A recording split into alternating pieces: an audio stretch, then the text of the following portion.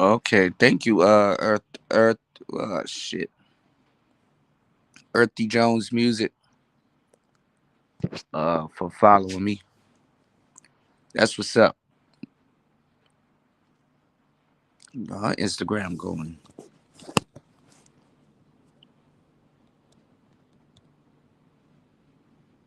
nuts.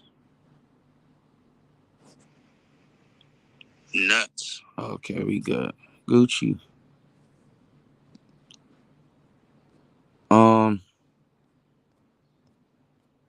hold on.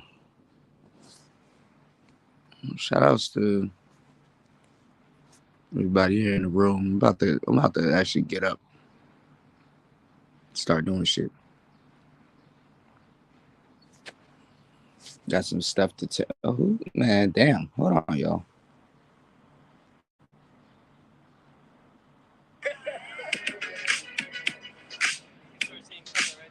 Check.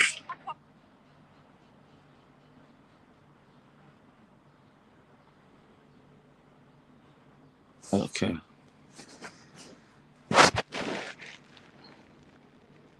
So I'll go on Instagram.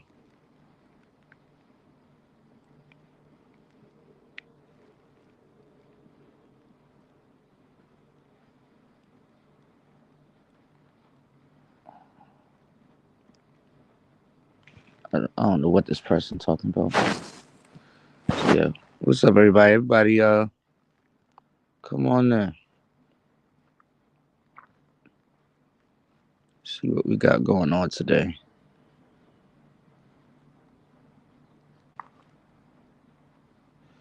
So you'd have an email that gets. Oh,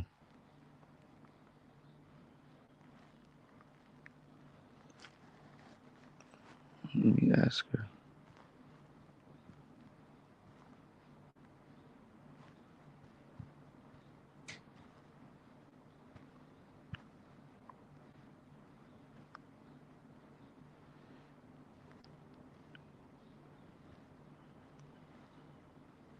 Okay. So yeah, my bad, y'all. This is the hard part about having two phones, two, three phones. God damn it, get distracted. So shout outs to everybody here. I need to get up and head over to my laptop and my setup and stuff like that. So the sound will be better. What's going on, RG3? Right. And need I say more? That song actually came out all right. It actually came out all right. I said, man, let me throw this up there, man. Man, I was using about 4, 5, 6 entendres. If I was to show you the lyrics to that song, there's like 6, 7, 8 entendres. I was basically speaking in code. There's pig Latin on that song. If you listen to it a couple of times, it's one of them songs that you gotta listen to like a couple of times, and then like you know you listen to it a couple of times. Shout out to Masha. Masha said great content on replay right now. Yeah, as soon as I get on, that's when YouTube decides to bring my stuff to the top of y'all timelines. What's going on, Curlin? Let me know. I mean, I'll get up right now. I'll walk over. I still got the MPC and everything hooked up, so we could do some music talk, and I could play y'all. So I could play y'all because my homeboys, but I could play y'all some more tracks off the project so y'all can hear it. You know what I'm saying? I put a good amount of time and money and effort into it, and kind of was teaching a couple of the young engineers out here, a little bit about the game and how to really like record and mix, like hip hop shit. So it was pretty cool. Oh man, shout out to Masha, man. Thank you, Masha, for jumping on the cash app. Yeah, that'd be dope. Yeah, let me get my ass up real quick, man. It's 6:21 a.m. here, so I gotta get up and start the day, start the day, start the day type shit. So I appreciate you guys, man. I appreciate everybody, man. And The music is coming, man. It's a lot of cool music, but a lot of the music is like really for like you gotta have headphones number one. Cause I don't know, I like I don't know how it sounds. I mean, it should sound good because I did get it it mastered fairly and stuff, but you just never know. I didn't phone test it. I didn't. It really should sound good on headphones and in a car, honestly, because I kind of did like a car test on it, so it really should sound better in a car. But because I'm not sure what type of headphones everybody's using. Some people use iPhone headphones, some people use Skull Candy, some people use, you know, all kinds of stuff. So it's like I really don't know what people are hearing, but I know what I'm hearing and mixing and stuff. But yeah, the project is fun. Like a lot of it is like drinking music, party music, just cool music, Sapuki and Ray Ray music. You said my boy RG3 Isaiah Rashad, man. Oh man, that nigga hurt my heart, bro. I didn't have to find out that way, bro. I didn't have to find out that way.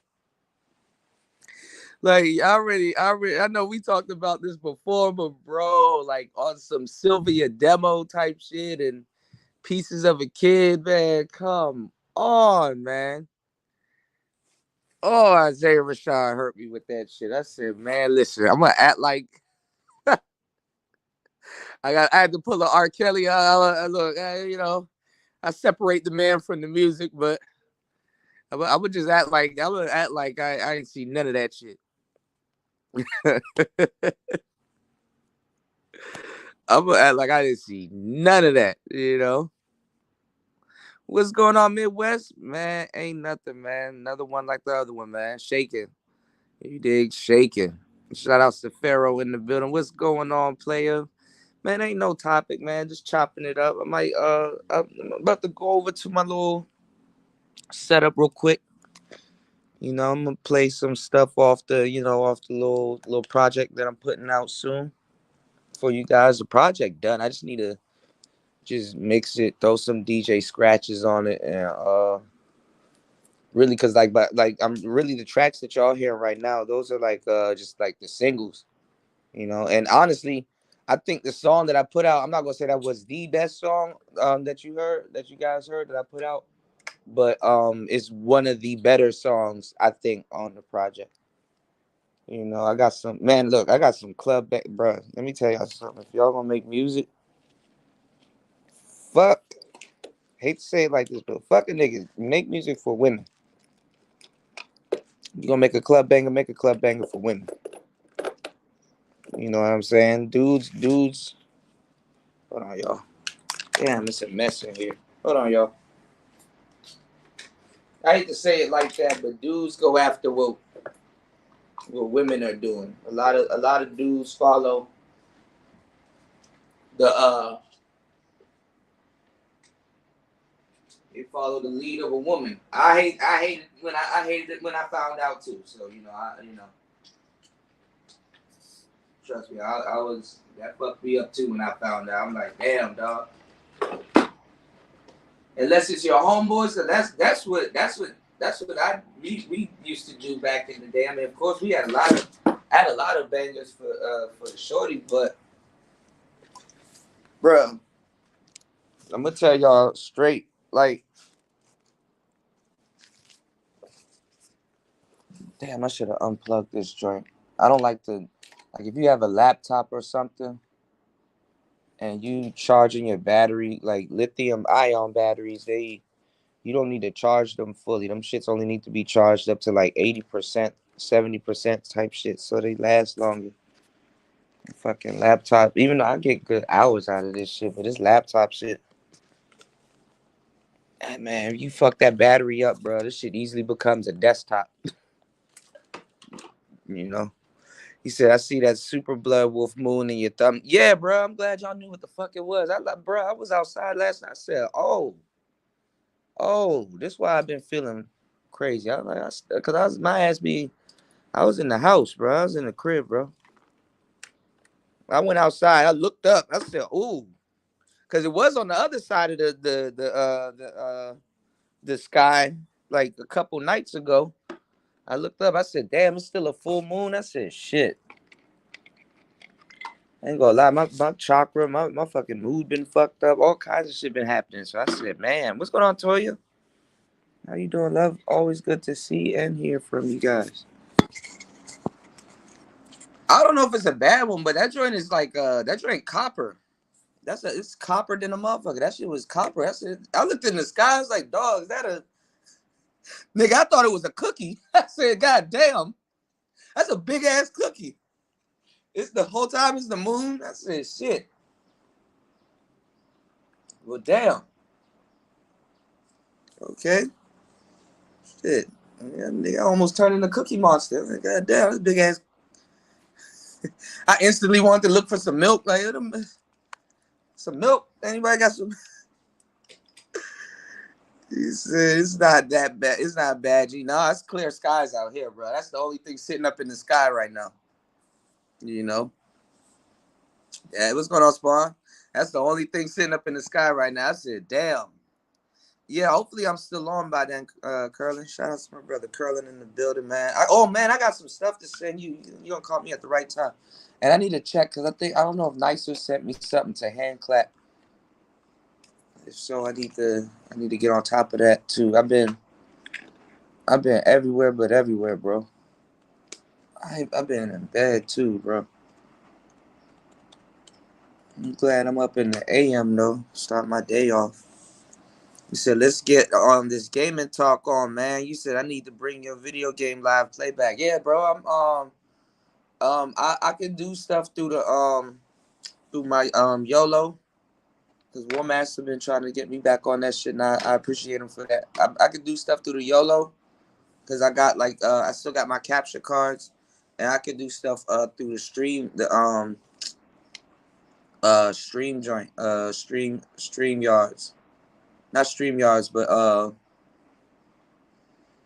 stream yards is horrible for some goddamn gaming content. Streamlabs, I can do some shit through the Streamlabs. So hold on, let me I gotta upload this 4K file real quick. I don't forgot about this. Let me undo that, and it would have been uploaded too if I was on top of my shit. Hold on, y'all. Let me delete these 4K files. I ain't gonna lie, these 4K files fucking up my computer, bro.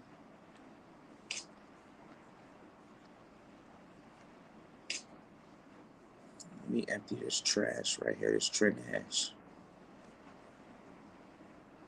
Man, I shouldn't have did that. I just did some stupid shit. Anyway, you said I didn't see the video, but I just ignored as if it was a lie. A lot of people said it was him. What happened? Let's get on this gaming talk. What happened? He said RG3, is that bad? Hold on, what happened? What happened? What happened? Oh, Isaiah Rashad, bro, I didn't see the video neither. I heard about it and somebody was gonna show it to me. I said, I don't want to see it, bro. Get that shit out of my face, please. I wasn't ready for it, bro. I said, nope. I don't want to see it. That nigga had white dudes. I heard it was two white dudes. I said, oh man, no, I'm good, bro.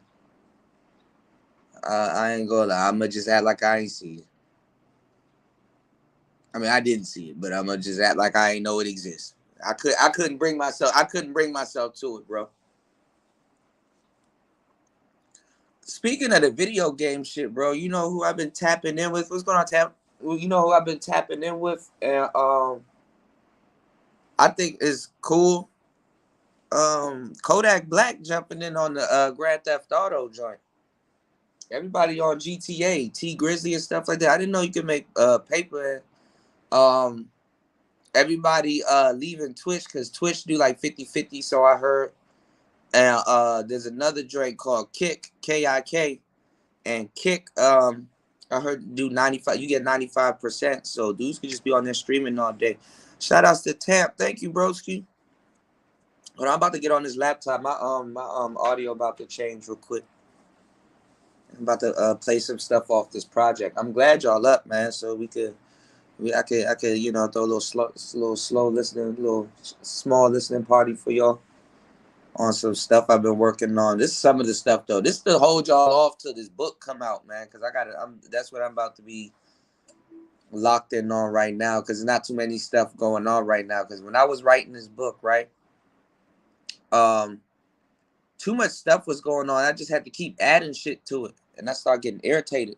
So I said, all right, let me wait till there's like a little bit of downtime and finish this goddamn book type shit. I was getting irritated. All right, where's YouTube? Okay, let me upload this. Upload these damn 4K files. This shit take like damn near half a day, bro. Let's see. Bro, but I like the fact that Kodak and T Grizzly and a couple other people be on Grand Theft Auto. Oh man, thank you so much, Midwest. Hitting on the Cash App. Thank you guys for the support, man. Much appreciated. You said what's going on, Sean? You said called kick. What you it's called KIK, I think, if I'm not mistaken. I heard about it a minute ago, but I just wasn't on no video game shit anymore. Yeah, there you go. Pharaoh said I used to have a Kick account. Yeah, it was an old app. I remember Kick from back in the day.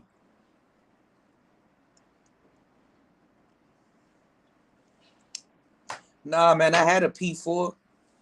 Left that shit back in the States, but I bought my Series S with me, you know. I gotta get up with my brother War Master. What's going on, bro? Jello off Rice gang, you know? Yeah. Man, hold on. Let me fire this shit up real quick. Y'all give me 2 minutes real quick. It's only gonna take me 2 minutes. Alright, give me 1 second. I'm gonna fire this shit up. Give me 1 second.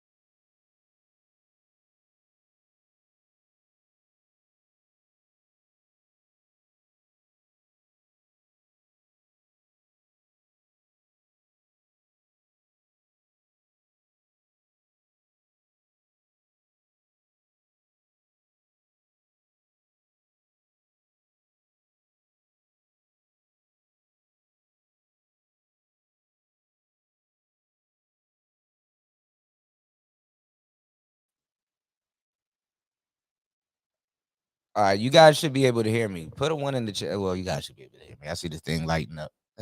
All right, we back. Sound totally different, right? Shout out to Broke Genius in the building.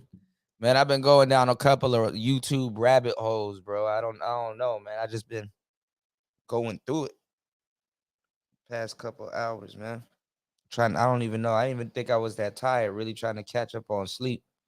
Yeah, I remember the Kick account. I remember Kick back in the day, but you know, the thing about these websites, yo, is if like, I'm gonna swap out this mic though, because I hear a lot of background noise in it, and then I just don't feel like tweaking it. But what was I about to say? The thing about these websites is like when other websites are going down, other people are getting their business. And I think what's like really a big business now is like these D League and E League websites. So, I mean, I've been watching everything, bro. That and the funny thing is, like, I was like, man, I was just talking to my brother Broke about this shit. That King Von shit, King Von shit started coming across my timeline again. I said, man, I gotta watch what I'm talking about on these damn airways, cause a whole bunch of shit just been popping up. What's going on, third? I was playing some what you call it, man? I was playing some Trade the Truth. I was playing all that shit. I said, bro, my nigga third at. This don't feel right. You did? Yeah, I just threw up the old background. Threw up the old background. Maybe I should. I said maybe I should.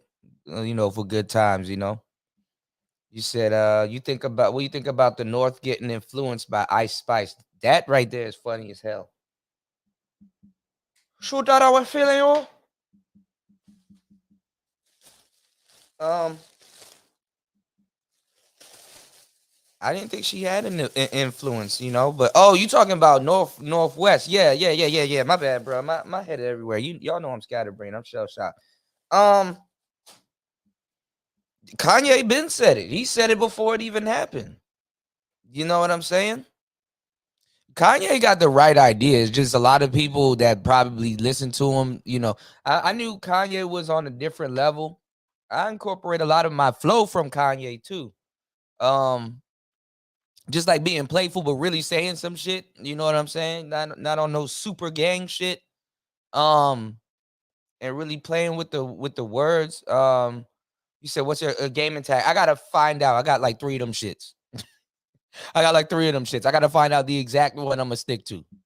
You know, so I'm gonna wait till I jump on with War Master because I'm trying to get War Master to play Persona. What's going on, underrated? What you got going on today, man?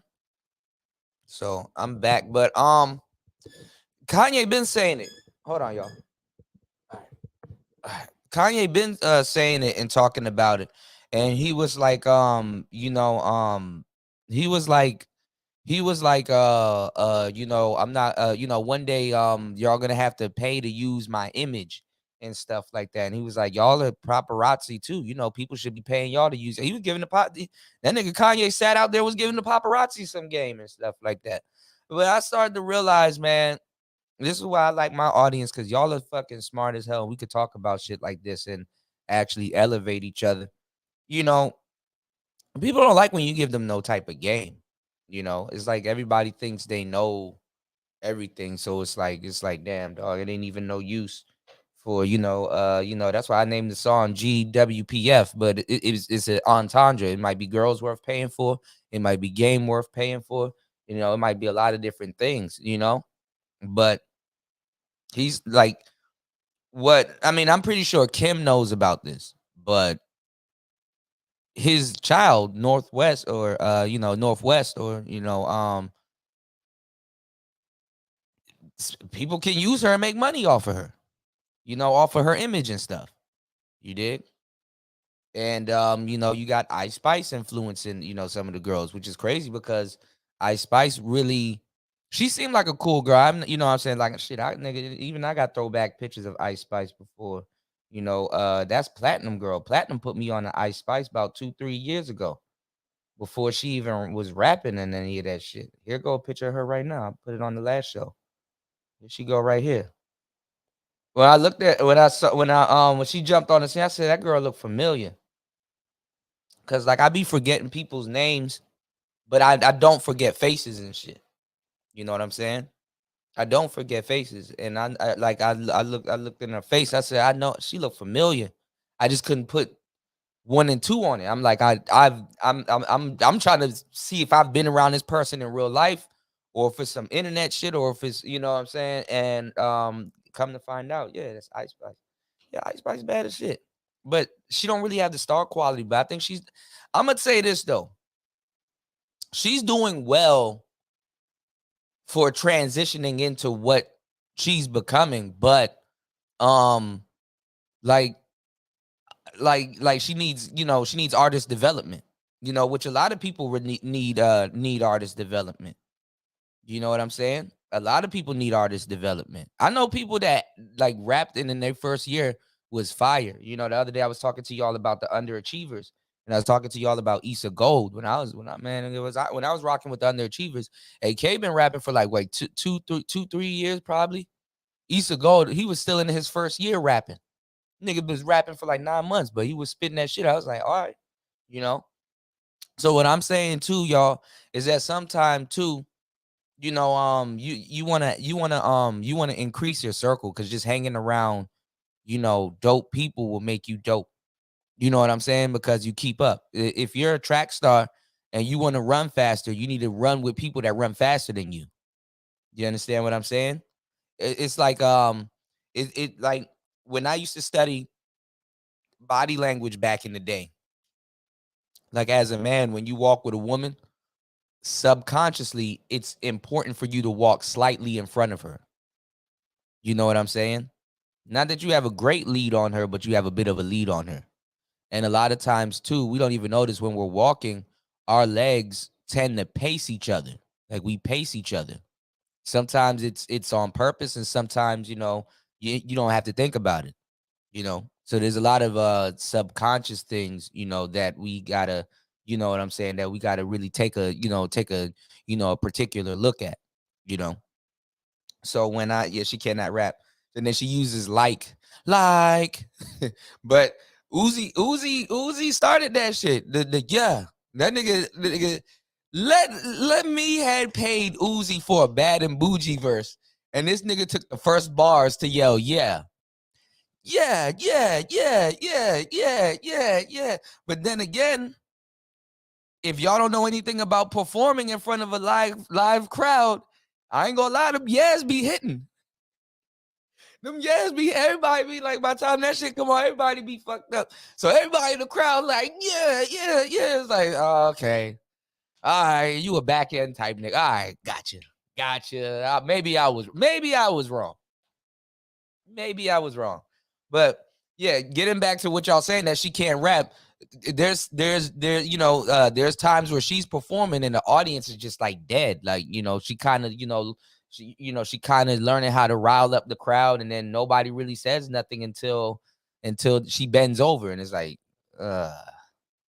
everybody, whoa, like they never seen a booty before. Booties are everywhere, bro. Depending on where you at. You know what I'm saying? Because in the DMV area, you'll see some shit like this. I ain't gonna lie, like every 8 minutes. Even together, nigga, you go to Walmart and it's like, okay, I get it. They all look the same. Even when Nicki Minaj was out, Nicki Minaj don't even have that shit anymore. All these girls are running around with the Barbie body and shit like that. What's going on, Chris G? They all look the same. It's like, the fuck is this? Then they want to hang out together, looking like the damn Ginyu Force. It's like, all right, we get it.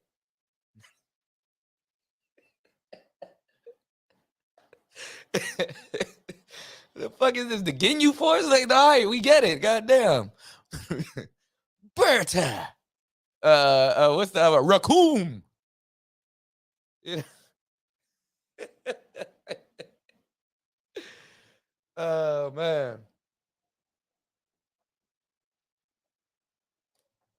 Let me play y'all some stuff off. You said Coi Leray had the same problem. Yeah, until she started imitating Playboy Cardi. I'm not gonna lie, y'all. This is what I did on this project too. I used a lot of beats people normally wouldn't use, and I used I be looking for bro. I ain't gonna lie. I like to dumb myself down too a little bit rapping, because I listen to Playboy Cardi, I listen to Uzi, I listen to. So I'm like, oh, for real, we don't really gotta be saying nothing. We could be silly. Oh, all right. Well, let me throw some shit out there, have a little fun, spit some game, right? Walk on the beat a little bit, and yeah, bad bitch squad, yeah, you know, you know. But and you know what though, and within the past 40 something hours, I've been watching a lot of Lil Wayne documentaries, man. Even the old shit like from back in the day, shit from like 11, 12 years ago. I was like, damn, shit crazy, man, how time flies, you know. But yeah, man, I gotta do some business stuff this week, which I'm actually pretty mad at. This is the part I hate about fucking, I don't even know what the hell I own at this point. I want to play y'all this joint that I recorded not too long ago. It's called Game Worth Paying For, GWPF. This was something that it's gonna be on the it's gonna, hold on, let me find it. It's gonna be on the hold on. I'm trying to fuck cat. It's gonna be on the Girl, thank you, girl. Sprinkle. mixtape that's done. That's done. I just need y'all to, let me know when to drop this motherfucker, Make sure y'all support. Let me know when to drop this motherfucker, because this is gonna be a YouTube exclusive and shit. Now, I'm gonna play y'all a track. I'm only gonna play y'all part. I'm gonna play y'all part 2. But it's basically the same shit. But I'm gonna play y'all another track. I'm gonna play y'all something real quick. It's like I think this song gonna take off. It's usually the song where you're not paying attention. It's usually like you can record a very serious song, nobody gives a fuck. You can record a play song, everybody like, oh, that shit fire, right? You can also make a beat in like 5 hours, right? And you're adding all this crazy shit to it, and you're taking time doing it, and then nigga be like, nah, I don't like that beat, skip, right? And then a beat that it took you 15 minutes to make with like 4 instruments or something. That's the beat everybody likes and wants. That's the beat everybody's like, oh, you should win a Grammy. That type of shit. It's kind of one of the crazier things about being even a rapper, a producer, or whatever. Everybody hears something different, but we all listen to the same thing, which is kind of cool at the same time. But I use a lot of entendres in here, so it's kind of like I'm speaking pig Latin, but everything rhymes. What's going on, War Master? Let me play this song for y'all. It's called Game Worth Paying For. This is basically talking about the American dream. It talks a little bit about Passport Bros. Talks a little bit. The hook is really for both types of women. So the hook is basically, I you know what? I didn't really think about the hook. The hook was really a quote that I wanted to really put out there, but I turned it into a verse. We were just talking about video games. We're gonna jump into the video game talk again because War Master here. But it's like the hook goes. It seems the American dream. It seems American greed stole the American dream. Damn it, I don't forgot my own fucking song, and I just put it out. This is bad. That's how you know you got a lot of music. The hook goes, it seems American greed stole the American dream. That's why men are going abroad. I'm just keeping it clean. Like I'm not throwing no low blows at America. I'm not throwing no, it's the truth. The American greed is killing the American dream. So it's kind of talking about a bunch of things. It's encompassing a bunch of things. Dudes want to say, oh, well, dudes are traveling abroad to deal with women, or dudes are traveling abroad for whatever the hell they want to travel abroad for. I addressed that in the song too.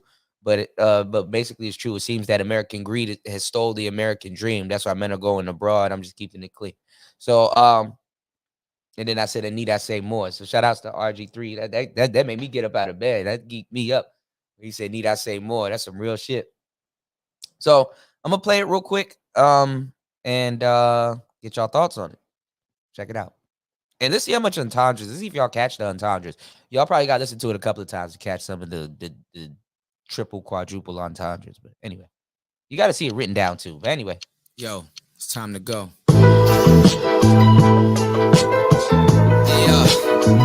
Okay. Yo, I'm about to kill this shit. Okay. Nah, I'm playing around. Let's get it. It seems American greed stole the American dream. That's why men are going abroad. I'm just keeping it clean. Yeah. Keeping it clean. I'm just keeping it clean. Okay. And need I say more? I heard she like a young nigga with a bag on him, and want a young nigga with a little swag on him. You know how I do it with a little sag on him. In that LRP game, it don't have to brag on him. Whole arm in the pot, that should look like an L. If I could blow up, it would be a hard sale. Exotic gardens, Dolly Parton, myalgia, head full of nostalgia, sitting by the water, contemplating to Allah. The devil wear Prada, and 3 of 4s wear nada. You should see where I got her, flipping words like pasta, locked up like a roster, stuffed in the Sonata. Remember being home and being a top shotter, and I did the math. Skill came from Euclidia, did it with no Nvidia. Cooler somewhere in India, used to be in Virginia, and still wanted Geneva. You should know the basic problems with automatopoeia. It seems American greed stole the American dream. That's why men are going abroad. I'm just keeping it clean. Keeping it clean. I'm just keeping it clean. And need I say more? It seems American greed stole the American dream. That's why men are going abroad. I'm just keeping it clean. Yeah. Hey. Yeah, this some game worth paying for. I heard she like a young nigga with a bag on him, and want a young nigga with a little swag on him. And you know how I do it with a little sag on him. In that LRP game, it don't have to brag on them. Niggas turning backs when they really think you need them. Now I'm in the casino gambling with my freedom. It's biblically accurate that I'm that nigga, scientifically proven true. I don't know about you. Who cares about such and such? Why women get mad when they know when I tell them that they doing too much? Yeah, I'm trained to get it in jungles with amphibians. My scale is Euclidean on panels with obsidian. Some travel like a vice lord to get exotic Keisha. Some get alopecia, looking to get those features. I'm somewhat like a teacher, hoping my lyrics will reach you. I pray you get the picture. I just left it get richer, cause it seems American greed stole the American dreams. That's why men are moving abroad. I'm just keeping it clean. Yeah, keeping it clean. I'm just keeping it clean. Okay. Need I say more? It seems American greed stole the American dream. That's why men are going abroad. I'm just keeping it clean. Passport bros. Yeah. Okay. Is that girl worth paying for? She like a young nigga with a bag on him, and want a young nigga with a little swag on him. I heard she like a young nigga with a bag on him, and want a young nigga with a little swag on him. I heard she like a young nigga with a bag on him. Hey, with a swag on him. Hey, oh yeah. And need I say more? So guys, I'm currently in Thailand. This is my girlfriend. She's so pretty. She's so pretty. Do you want to introduce yourself? You want to introduce yourself? No, you want to introduce yourself? She's a little shy right now, but she's my new girl. She's my new girlfriend. She's a little shy, but she is pretty though. I like her. Maybe we'll get married someday. Maybe we'll have kids. You know, have a bunch of babies running around, living the life. Tell her. So, can you cook? Can you cook? Yes, I can cook. I can clean. My bad. I went to go get something to drink. I can cook. I can clean. What's going on, James? I cook. I clean.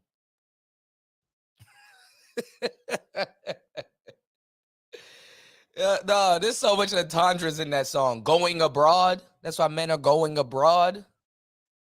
Keeping it clean. No low blows. You know?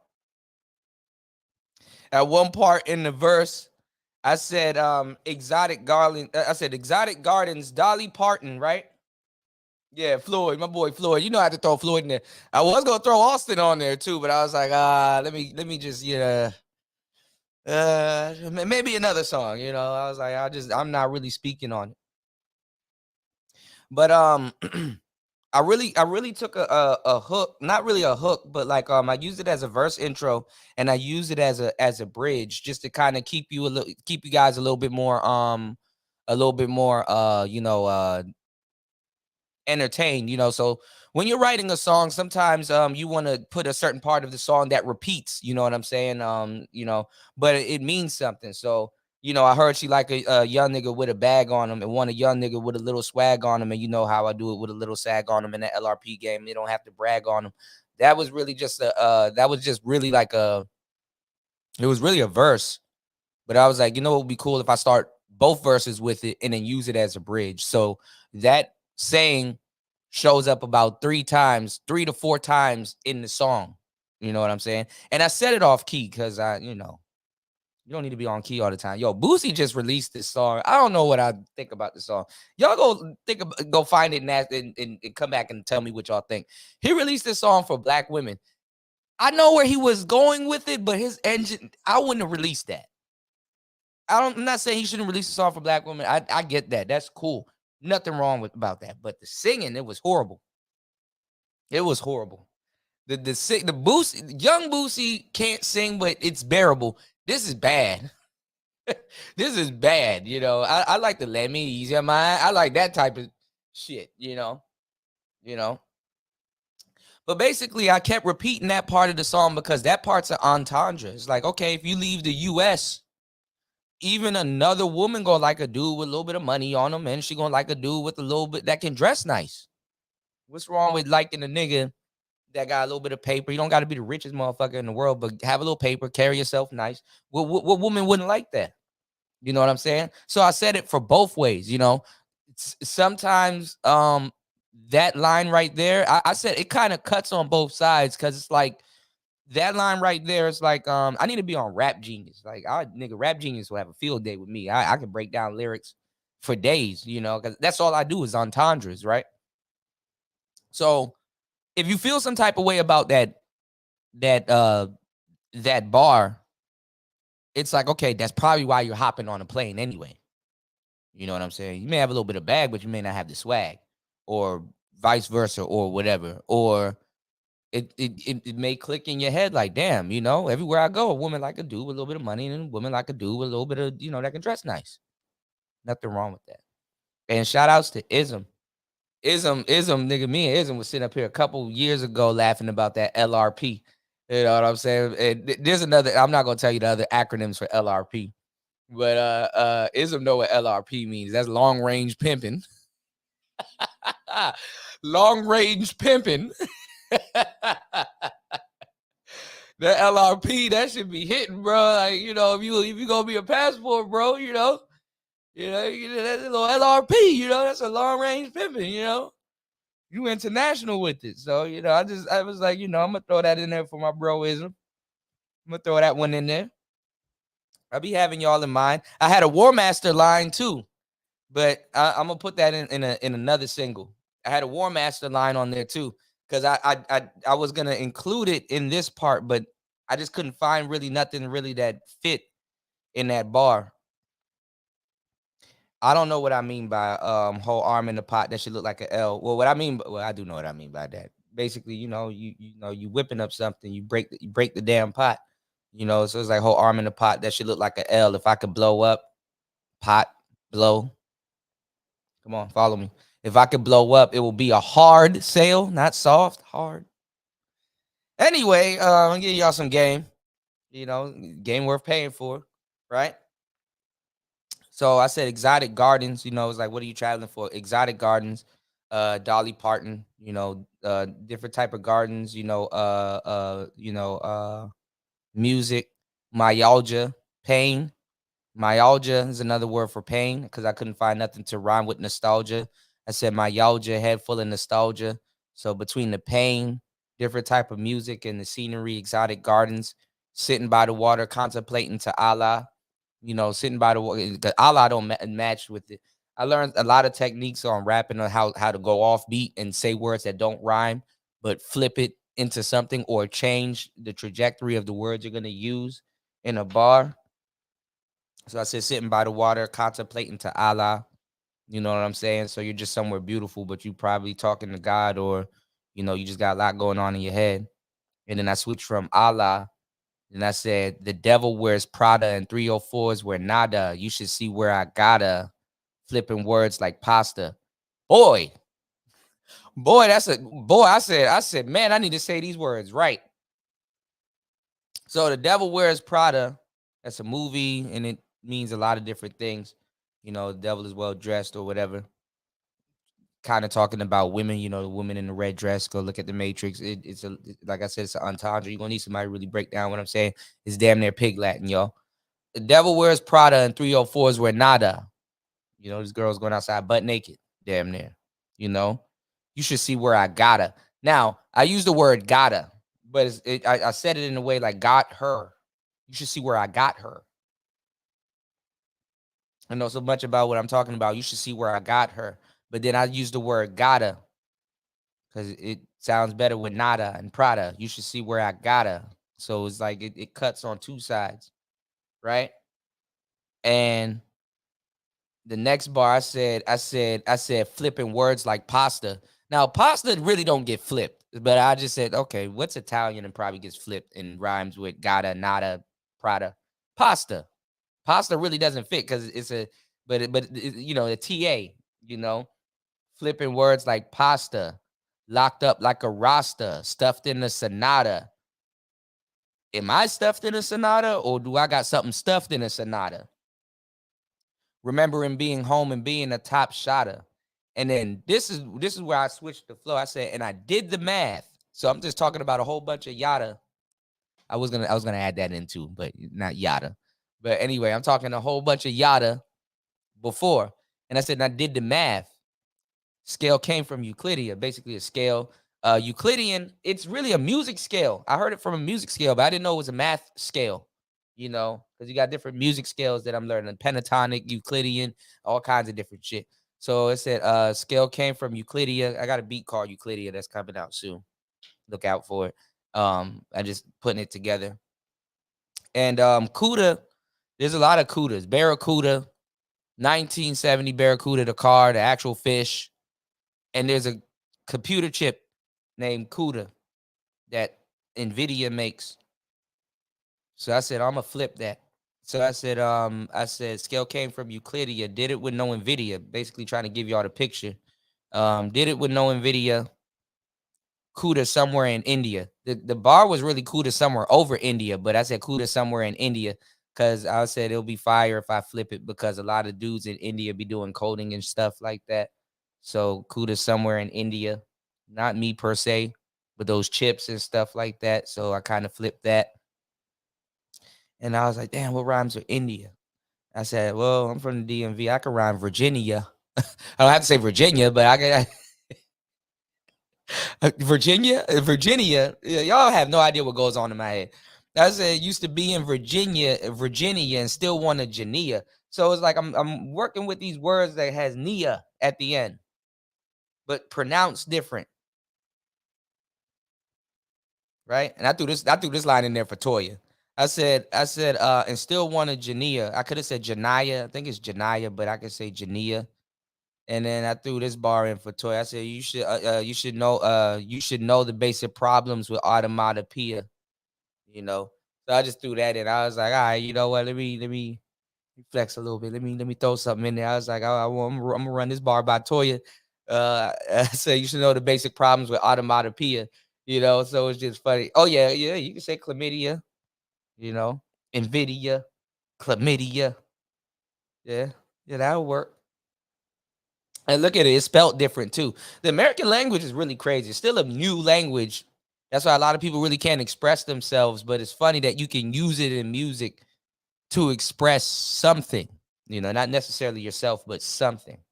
So that's what I'm kind of doing on this tape. This tape was just about a whole bunch of stuff. I would say this is probably the most serious song on the tape, or the better tracks on the tape. I really wanted to just put the tape out so y'all will stumble across this song, but if it's out, it's out. I don't give a damn. I'm on to the next shit. But then it goes back in the hook. It seems the American dream. Damn it, I keep messing it up. It seems American greed stole the American dream. That's why I said that's why men are going abroad. I'm just keeping it clean. And that goes twice. And then instead of need I say more on the second part of the hook, I said there's some game worth paying for. And then it goes back into verse number 2. Said the same thing. I heard she like a young nigga with a bag on him, and she want a young nigga with a little swag on him. And then I want to say it a little bit different. But as long as y'all get the words, but just the cadence enunciated different. So I said, and you know how I do it with a little sag on them in the LRP game. It don't got to brag on them. Niggas turning their backs when they really think you need them. Now I'm in a casino gambling with my freedom. It's biblically accurate that I'm that nigga, scientifically proven true. I don't know about you. He said, I said, who cares about such and such? Why women get mad? Why women get mad when they know when I tell them that they're doing too much?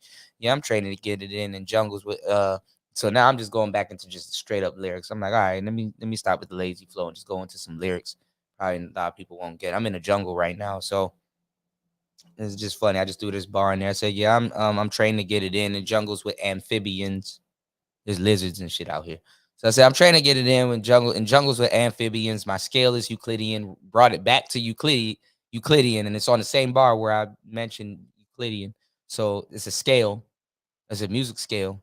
So it's like, and my scale is Euclidean, really just talking about mathematics on panels with obsidians, right? On panels with obsidians. Some travel, like I was gonna say, this was a different bar, but I was satisfied with the way it came out. Some travel like a vice lord, basically letting y'all know vice lords are really known in, back home in the States, Chicago, primarily. You know, some travel like a vice lord, you know, to get exotic quiches. And I'm saying, don't stress yourself out. So I was like, some travel like a vice lord to get exotic quiches. Don't get alopecia looking for those features. You know, alopecia is still a feature, you know, good, bad, right, or wrong. But don't go bald or stress yourself out traveling the world. As I said, travel like a vice lord. And there's a word vice in vice lord, because if you're traveling like that, what you're traveling for and you don't even realize could be a vice. So there's a lot of entendres. So I said, don't get alopecia looking for those features.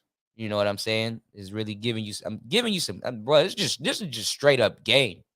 I'm giving you the game.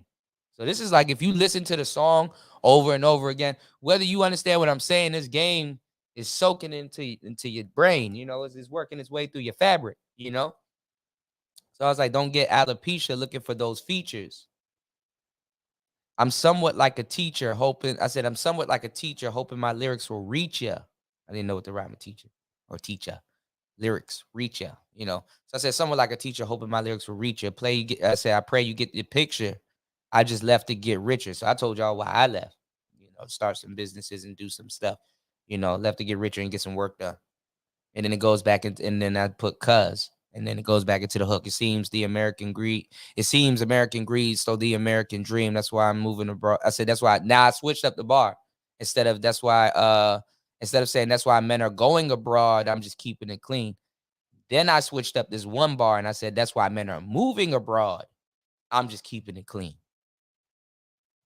And then I said, and need I say more? It seems American greed stole the American dream. That's why men are going abroad. I went back to going.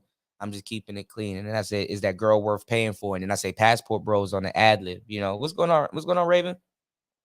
So I said, Passport Bros on the ad lib. And then I said, is that girl worth paying for?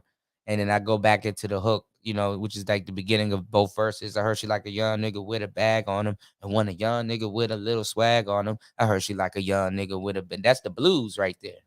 That's why I'm repeating that, you know, because it seems like a lot of dudes, I've been doing this for the longest time. It seems like a lot of dudes, that's what they fucked up. They either fucked up over the bag or the swag, and they either got one, two, or none. You know what I'm saying? So it's like, damn, it's like, that's probably what the women back at home want, and you leaving, and it's like the women there want that too. What woman don't want that? You know, so it's just kind of like that's the blues. You know, everybody want the rhythm, y'all, but don't nobody want the blues. Okay, follow me. Everybody want the rhythm, but don't nobody want the blues. So that's why I played Floyd's skit at the end of it. You know, just to, hey man, look, whether you find it or not, it is what it is. She's still gonna want a nigga with a bag on him and a little swag on him, you know. All right, skip it to a track that is completely ignorant. I don't know if I'm gonna play y'all part 2. This is the last song on this mixtape, because the mixtape was supposed to be fire, but it wasn't supposed to be serious. So I would say Game Worth Paying For is probably the most serious track on there. So all right. So I'm gonna put this on TikTok because this will be the song to take off. You know, it was this beat. I had a bunch of beats that I was listening to that wasn't mine. You know, but it was this beat that I was listening to, and I listen to Pierre Bourne type beats. I like beats. You said Vice Lords go back to Europe monarchy system. It was called Vice Masters. That's dope. Yeah, I know a thing or two about a thing or two. You know, all is well. But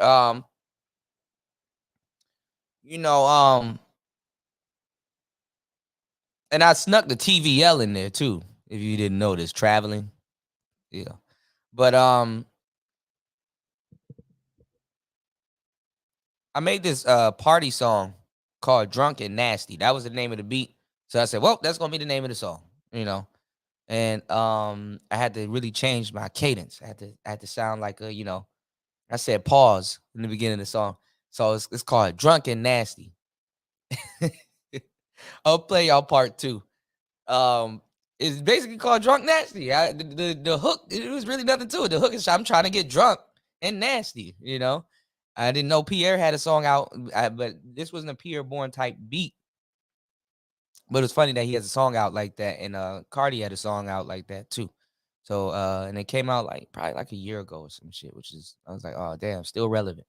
But it's called Drunk and Nasty. I had to change my voice up. I had to change up my cadence. You know what's funny? You know when Jay-Z and Wayne and everybody and all them dudes like rap in their head, and people like how they do that? They do that with their voice, like their inner voice is like, I had to change my voice up.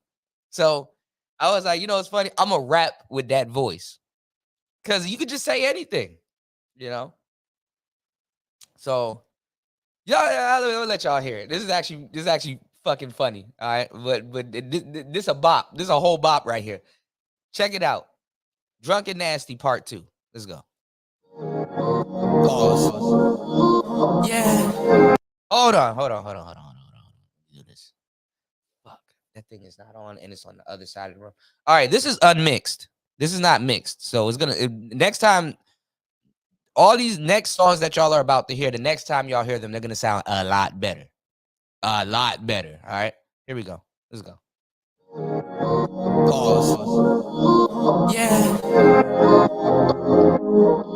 And nasty. Yeah. I'm trying to get drunk and nasty. I'm trying to get drunk.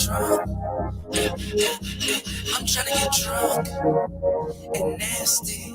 I'm trying to get drunk. I'm trying to get fly.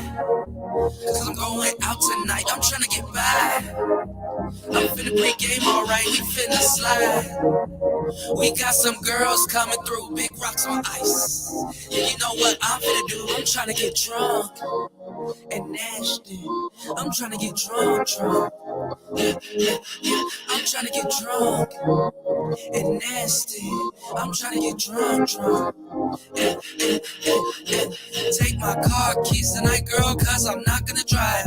Take my car keys tonight, girl, cause I'm finna get high. And tequila shots are nasty, but after 3, so am I. Balloons, we finna get fried. Let's take this shot outside. Turn up like it's your song. Turn up all night long just cause you know we can't go wrong. Let's get it right, put this on repeat. Follow me on IG. She asked me, am I rolling? I told her I might be. I'm trying to get drunk and nasty. I'm trying to get drunk. I'm trying to get drunk and nasty. I'm trying to get drunk. Yeah. I'm trying to get drunk. Nigga, let you be in the mood to turn up like, oh, nigga, bruh, dog, that shit, dog. When I played that shit back, I said, oh, this is fire, bro. This is fucking fire. This is fire, bro. I'm trying to get drunk. Bruh.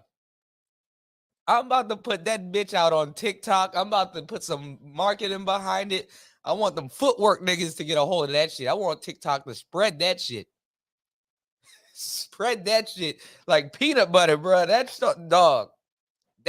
Watch that be the song that take off. I'm gonna be like, damn. Now I gotta do this fucking voice everywhere I go. Yo, Kuda, do that voice. What do you mean like this?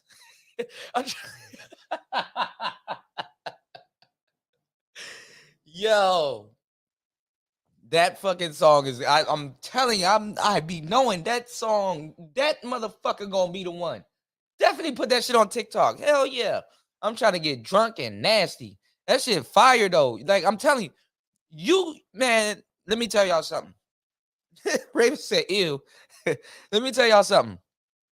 The club, right? And I know this as a DJ, the club been breaking records for the longest time. There's songs that you guys like right now that you normally wouldn't have liked unless you heard it at the club. Like you was at the club and it's like, yo, when that shit came on in the club, I was like, all right, yeah, okay, you know. But if you heard it in your car, I mean, you played it in your car now because you heard it at the club. But if you heard it in your car, you're like, it is growing on me. But yeah, I mean, I know this song, but nah, you know, Nigga, I'm telling you, that shit right there. If I let that bitch loose on TikTok, I'm taking y'all with us. Pack y'all bags. I'm taking y'all with us, man. I'm telling you. That be the one to fucking take off. I hate to say it. You know, you could be Kendrick some other day. Get your foot in the door. So that joint was cool. Drunk and Nasty. I'll play it. Actually, that shit. I won't play that shit again. And the song, y'all, is only like a minute and 52 seconds. So it has a good replay value. It has a great replay value, man. Real talk. Play that one more time. Hold on, y'all. I ain't gonna lie. That shit kind of got me up. Hold on, y'all. Pause. Yeah. And nasty. Yeah. I'm trying to get drunk and nasty. I'm trying to get drunk. I'm trying to get drunk and nasty. I'm trying to get drunk.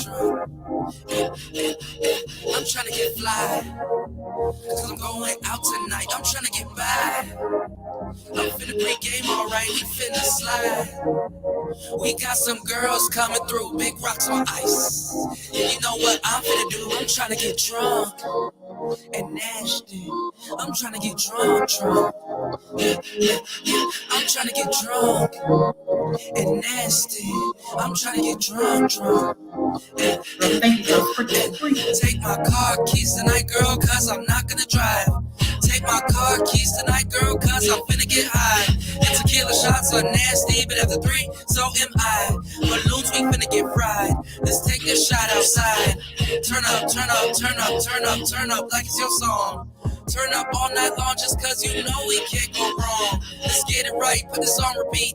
Follow me on IG. She asked me, am I rolling? I told her I might be. I'm trying to get drunk and nasty. I'm trying to get drunk. I'm trying to get drunk and nasty. I'm trying to get drunk. Yeah. I'm trying to get drunk. Let you have your goddamn headphones in and that shit. Come on, you're gonna be like, ooh, I can hear every single instrument in this. Wait till I mix that shit. You can hear every single fucking instrument in this fucking song, and the shit is fucking fire. Big J Triple X, why your ass sharing my goddamn post? Not one stone moving these YouTube streets, and I don't know about it. Why the fuck you sharing my? Let me stop. Yeah, tequila shots are nasty, but after 3, so am I.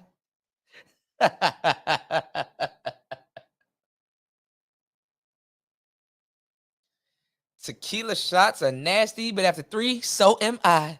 You got to put, you're like, you can't be, that's why I said pause in the beginning, you know, because I know I'm going to be somewhere. If this song blows up, I know I'm going to be somewhere and somebody going to be on that nasty type of time. I'm going to have to put hands on somebody. And that's why I said pause. It's like, all right, nigga, you know what it is, though. You know, tequila shots are nasty. Tequila shots are nasty as fuck. I ain't gonna lie, man. Listen, if you get with a woman that drinks tequila, that's her primary. Leave. No, I'm not sticking around. I done been around y'all for too long. I know. I done been on it too. Gold and Patron, all that shit. Leave. That bitch like shit to sneak up on her. Leave. What's going on, JR? Leave. She like liquor to surprise her and shit. Oh, look, I took 5 shots. I don't feel anything. Sit your ass down in that corner. Well, she sit down in that corner for a minute. That's like dealing with somebody that likes dabs all the time and shit. Like dabs is their primary source of getting high. Like, it's like, all right, you on some other you want a different type of time, you know. You dig? You said tequila brings bruh, and that's why I threw tequila in there. I said, man, let me throw this in there. Tequila shots are, you ever take a shot of tequila and that vibe just come over your body? It's like, whoo. You get the chills, the spirits, that spirit come over you. It's like, well, man, shit. Tonight ain't gonna end too well. So that's Drunk and Nasty part 2, because my dumb ass, when I went to the studio and Actually, no. Actually, I didn't keep the studio version. I re-recorded it. I actually recorded me recording Drunk and Nasty. I had too much fun re-recording this song. But the first part, I missed the whole and I was reading my lyrics. I don't know why I missed the whole I missed the whole part on the song. Here's my lyrics right here. I missed this whole part. I started the second verse off, but it was lit too. So I was like, all right, damn. We're gonna have to do a part 2. So I just said, okay, I'm gonna throw part 2 on there, because it's a free mixtape. You know what I'm saying? Unless you got, you guys can choose to support it on its come out, but it's a free mixtape. So, the second verse started off with it turn up, turn up, turn up, turn up, like it's your song. Turn up all night long just because we can't go wrong. Let's get it right. Put this on repeat. Follow me on IG. She asked me, am I rolling? I told her I might be. I'm trying to get drunk and nasty. Like that was part 1. So part 2, I was like, damn, I forgot like a whole, was it 4 or 8 bars? So verse 2 really started with take my car keys tonight, girl, cause I'm not gonna drive. Take my car keys tonight, girl, cause I'm finna get high. Tequila shots are nasty, but after 3, so am I. Balloons, we finna get fried. Let's take this shot outside, So I don't know if y'all ever been anywhere where they do balloons. That's a whole another experience in and of itself. So balloons, we finna get fried like it's a party, basically. Let's take this shot outside. And then it gets into turn up, turn up, turn up, turn up, turn up like it's your song. People drink to this shit. Hold on. Hopefully I'm not butchering it. I am an artist, y'all, but I be butchering shit. That's what I'm supposed to do. I'm a chop star. What is it? Art imitates reality, or reality imitates. It's either or with me, but reality imitates art. So I'm pretty sure if somebody listens to this song, they're gonna take a shot, and then after they take a shot and get some hair on their chest, the turn up, turn up, turn up part is gonna be coming on. It's like, all right, how tonight finna play out, player. You did? So turn up, turn up, turn up like it's your song. Turn up all night long just because we can't go wrong. Oh, you about to be wrong as hell when you get outside to that parking lot. Knowing damn well, like, God damn, man, I should have got this drunk. I got work tomorrow. How the fuck you try to be responsible and drink tequila? Like you now you playing. You play because you playing. That's the So it's like one of those type of songs. All right, what's another song we got on here? Oh, I got another song. This is actually one of those songs because I knew it was a project. So when you're putting a project together, y'all, sometimes you have to have one of those songs that's not really a song, but it carries the tape, so to say. And then I'm working on some other music. So y'all let me know when y'all want this damn tape to come out, because it's really 10, 11 tracks. And some of the tracks are skits. But I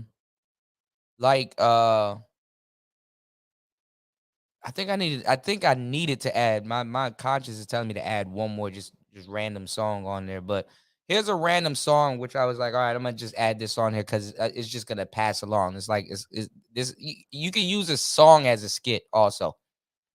This was one of the songs, and mind y'all, none of these songs aren't this isn't the mastered version. So when you hear this, the next time y'all hear this, it's gonna sound a lot better on the This is just a mixed version. It's not really a mastered version, but next time y'all hear this, is gonna be on tape. This one's called DoorDash. I just got random songs laying around. This one's called DoorDash. So check this out. I recorded this probably like a week or 2 ago. Check this out. I think I'm on to something. Yeah, I think I just did it. And this was actually in the studio. Let's get it. Run that back on something. See how this works. Alright. Yeah. She just rolled another J. Then she passed that, got another whip. Then I crashed that, about to pull a kick though. Where my mask at? I just hit the crib. Where my fucking DoorDash at? I can't find my charger. Damn. In the scat pack, no, she ain't got no titties. Nope. But her ass fat, I don't pay for play. no. I just smashed that. I just hit the app with my fucking DoorDash at. I've been off the map. All I do is trap. He said I can't rap, but he don't even rap. You should work for Lids, cause all you do is cap. I'm proud, ain't got no kids. Kyla Pratt, she spoiled and she sexy. I treat her like the brat. Asian dolls, not at all, I'm not a Democrat. Brown Kratom had me dead, I can live with that. Sip till I was asleep and my mic was matte black. And I feel like Kodak Black, I feel like a gremlin. Chopper had a blade like it came straight from Kremlin. Never mind me, and don't ask me about no hindy. I'm getting to the chopper and my paint so shiny. Please don't come and find me, I will do you grimy. Kick you off a bike and have you sliding like you tiny. I'm grinding like I'm Pusha T, free the slime. Yes, I know she pushing P, she passed her prime. She just wrote another J, then she passed that, got another whip. Then I crashed that, about to pull a kick though. Where my mask at? I just hit the crib with my fucking DoorDash at. I can't find my charger in the scat pack. No, she ain't got no titties, but her ass fat. I don't pay for play, I just smashed that. I just hit the app with my fucking DoorDash at.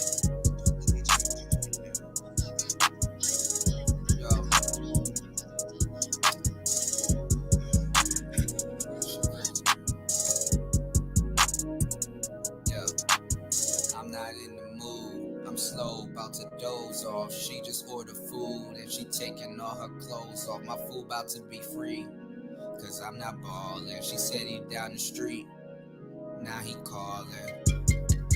Yo, hello? Hello? Oh, you downstairs? Alright, I'm coming. Give me 1 second.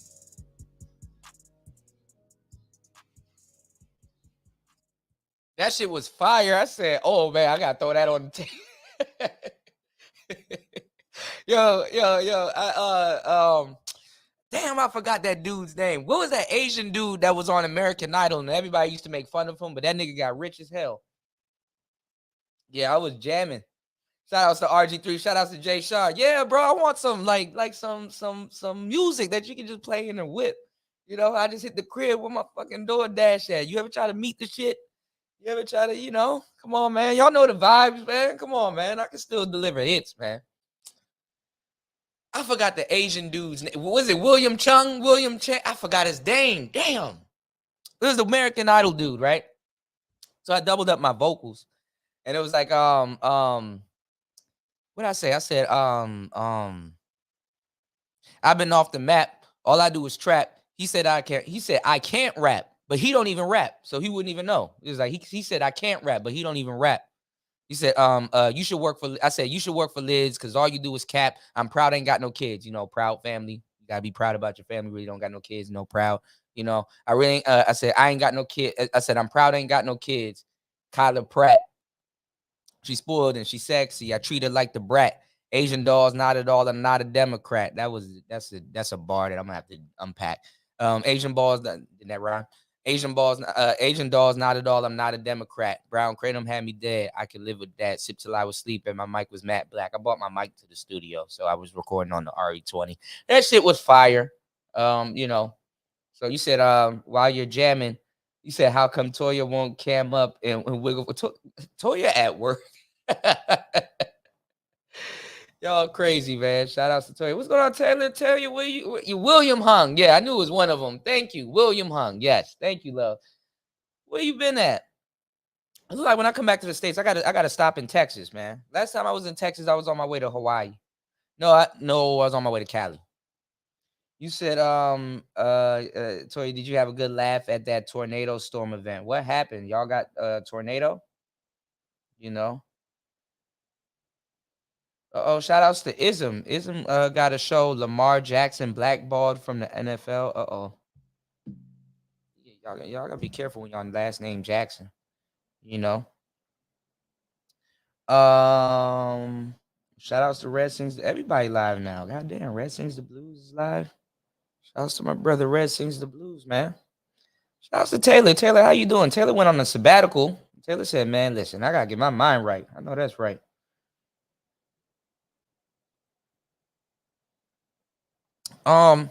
Yeah, so that was a little cool track. That track is on there. It's called DoorDash.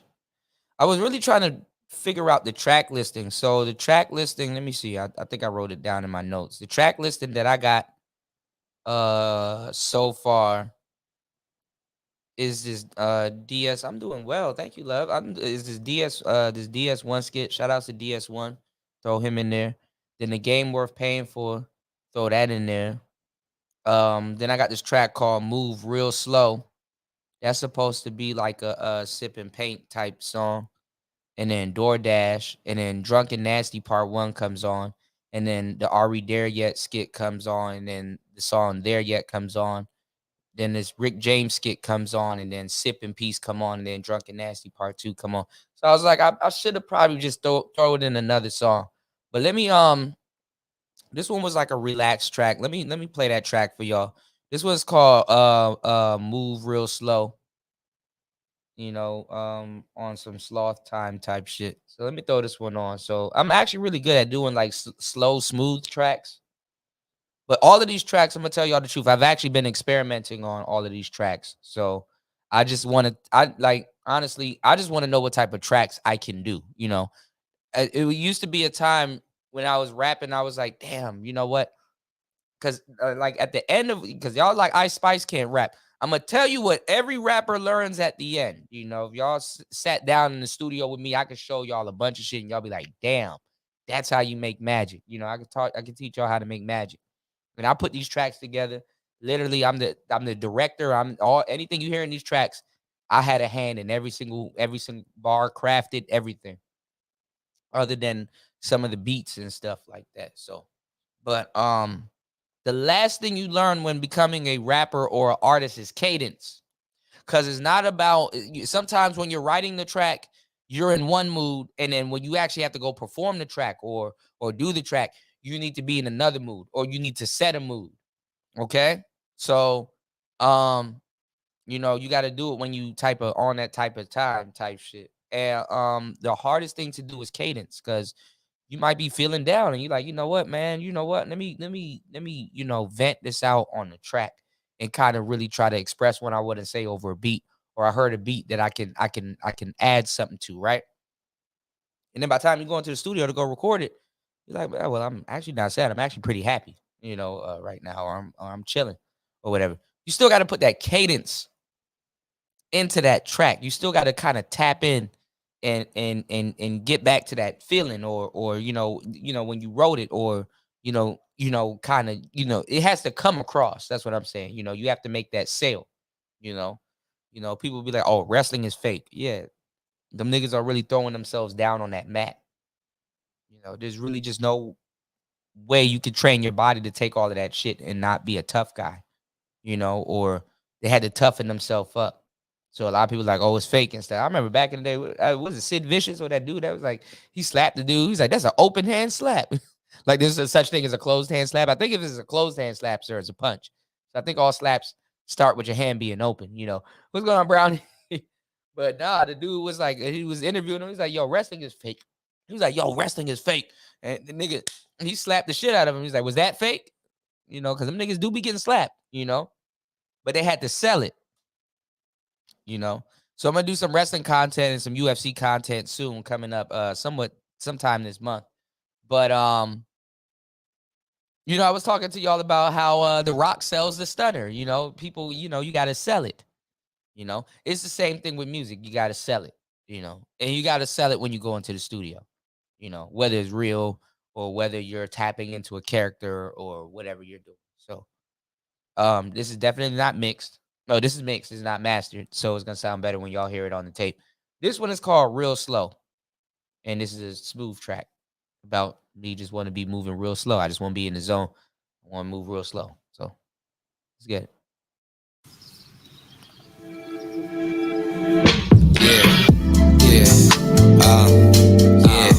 a little bit, and a little bit, and a little bit, yeah, a little bit, real slow.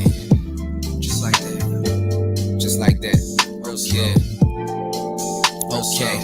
Okay. Okay, I just wanna move real slow. Tell me when to go. Tell me when to go. Yeah, my eyes about to be real low.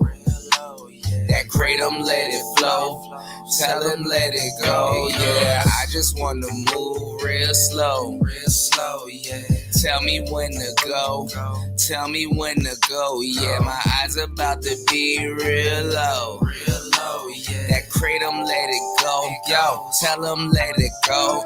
I ain't even going, I ain't even flowing. Trippy tiptoeing, I'ma need some motion in a potion that'll get my mind at ease. Or a tab of red, yeah, I got the bread. Do I need to ask you, please? Yes, kindle it, I can handle it. Boy, this shit finna be your breeze. Hey.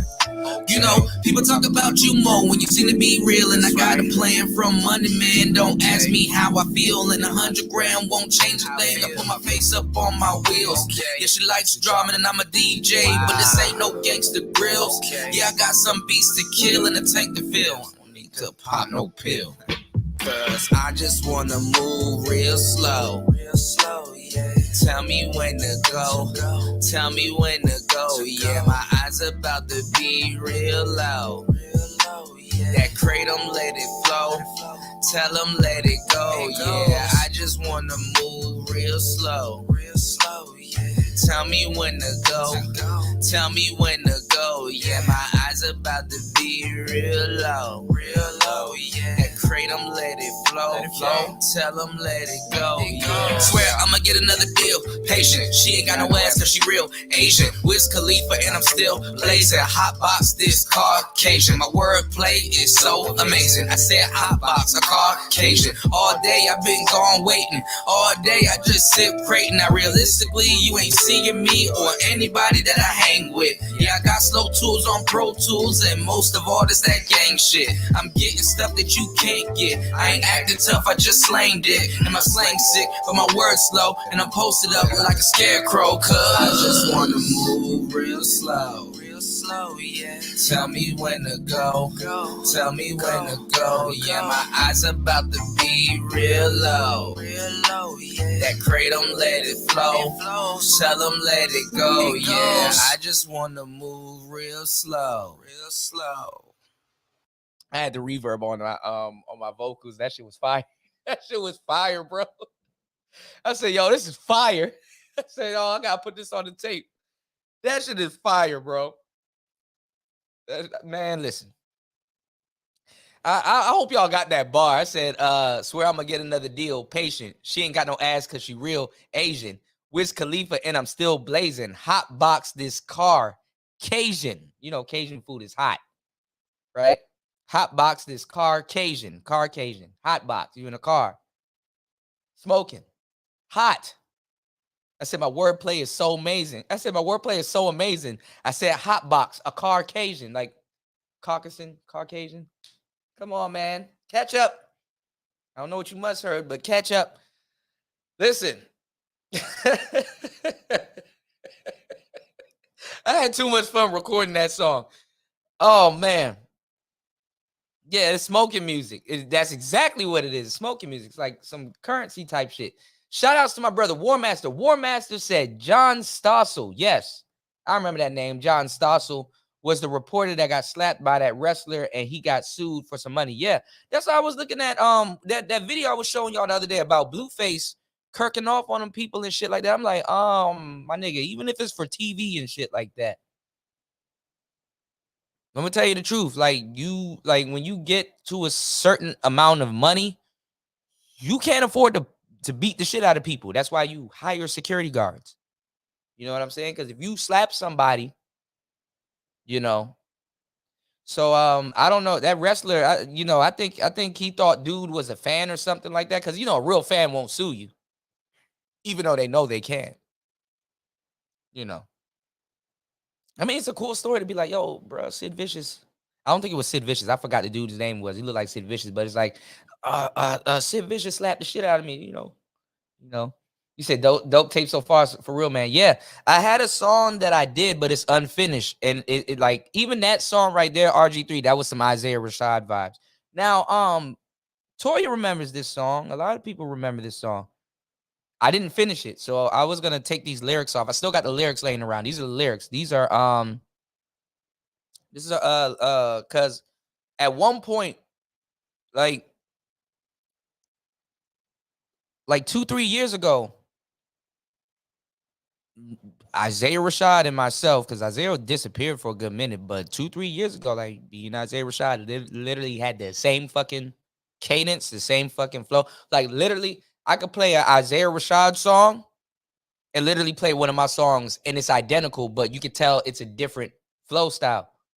And I did the first time I got to Lao, because it doesn't have an S on it, by the way. I had so much problems. I was working on this song and I was wondering why the fuck it didn't work. And I was trying to, I think that video is still up. I was trying to do it on air. So I was sitting on my balcony, and I had some food, and like I was really trying to record this song. So it was like this song, and I was thinking about it on the bus ride on the way up here, because I took some pictures and was doing some sightseeing. I was like, oh, it was fire, right? On the way to Lao. So I was doing a visa run at the time. And the name of the song at the time was called Whatever You Need. And the hook was like, it was like, and he and she. So I switch up sometimes on like what I say, and he or she. So the hook was like, life can be whatever you want, so take whatever you need. This shit will be all free if it was up to me, but it ain't. I'm an artist with a canvas to paint and lay in paint where others niggas can't. Yeah, I said that life can be whatever you want, so take whatever you need. Like it was like on that type of shit. And it was to an Isaiah Rashad type beat, because I actually really do well on those beats too. So I had to see, some of the artists that I like, I kind of, dive into their beat catalog. Not necessarily their producer, but producers that produce similar beats, And this was a throw. Like this, I was gonna re-record all of this shit. So this was a throwaway. I might finish this because I already got parts of it, but I'm gonna change the whole thing. I really don't like how this sounds. This is why I don't really like playing music for y'all, because it's like some of this stuff is like I wouldn't have put that out. So this is definitely not ready to be put out, but this was like a reference track, honestly, just a shell of what the track will sound like. So if I was to record it today, it will sound completely different, but it will sound pretty good and similar. But my voice and my cadence would be a lot different. But check this out. This is it. Yeah.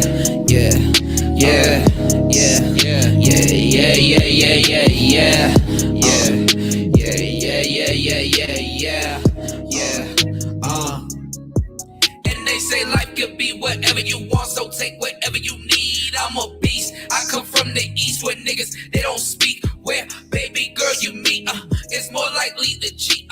So we all move discreet.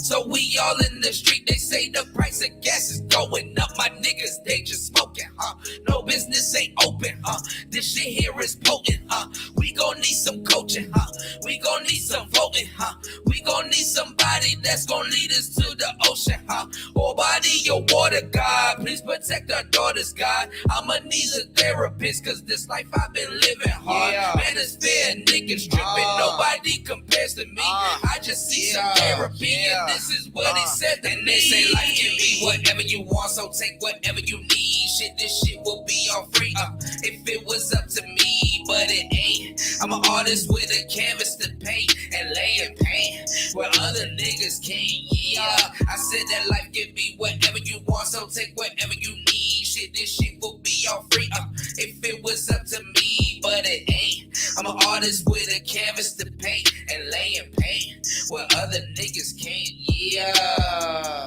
So it doesn't have a second verse.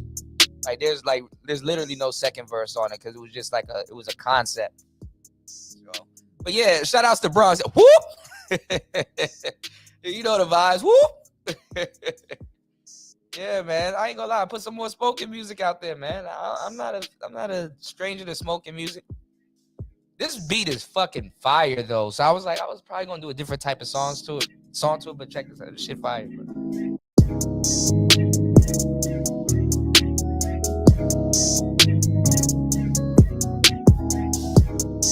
So I said, Bronze, bro, if you send me something, nigga, bro, I'm gonna send you back flames, bro. I don't look. I play around on my own music. I definitely don't play around on features. If I see how you coming on the track, I'm like, all right. You know, I'll return fire. But some days, if I'm irritated or something, I'll you know, I might make you rewrite a verse or two, or you're gonna be like, damn, that nigga killed that shit. Let me just put that shit out. Let me just put it out. You know. But yeah, I like the competitive nature, because, like, you know, like I said, when I really first really was getting my bones, it was learning really how to really, like, you know, make tracks and stuff.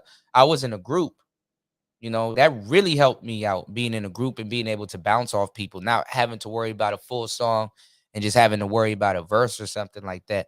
And like, it helped me out because when I went solo, I was ready to go solo. You know, so I play on my solo projects, but I definitely don't play on features. You know, because usually my solo projects, like I said, I'm experimenting with like different sounds and stuff like that, and I'm seeing if I have the artistry enough to actually pull off what I'm trying to do. If I sat down there, you know, if I sat down and wrote it, you know.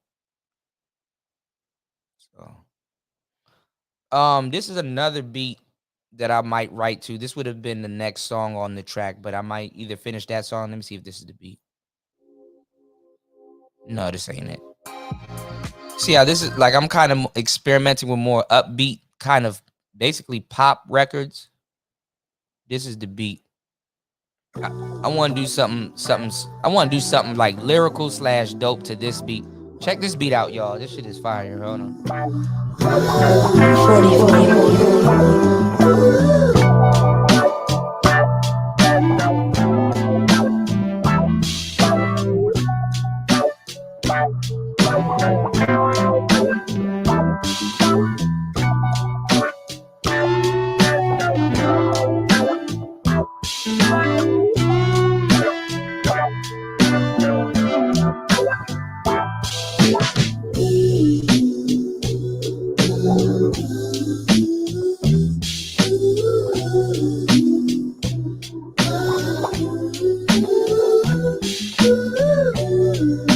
That shit fire.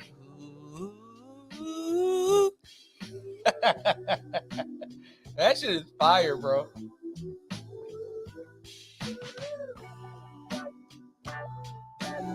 I'm gonna be on some Frank Ocean type shit. I'll be like, hold up. I think I started something. I got what I wanted. I think I started something. And I got what I wanted. I might just do a like an old Frank Ocean and just, you know, on the Novocaine track. I think I started something. I got what I wanted, and then I couldn't feel nothing. Superhuman, even when I'm in that. Yo, I might just do that.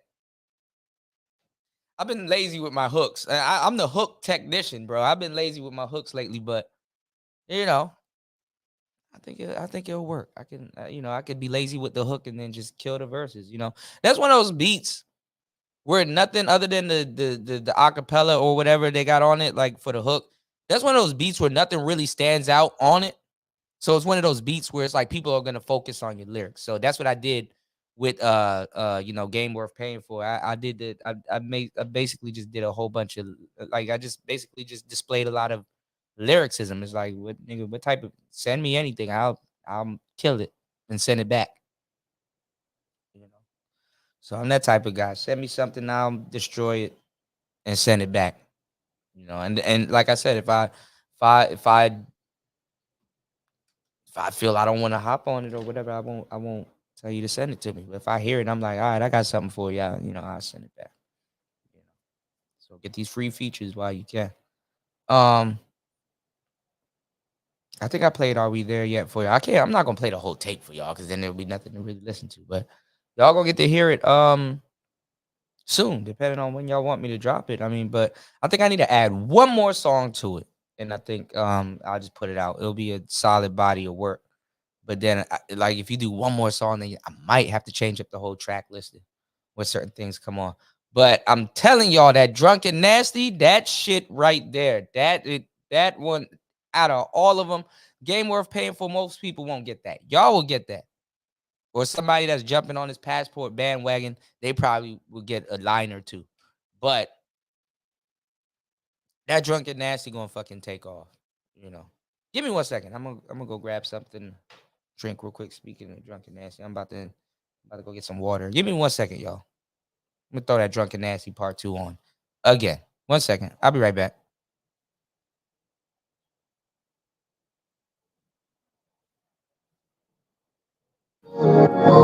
Pause.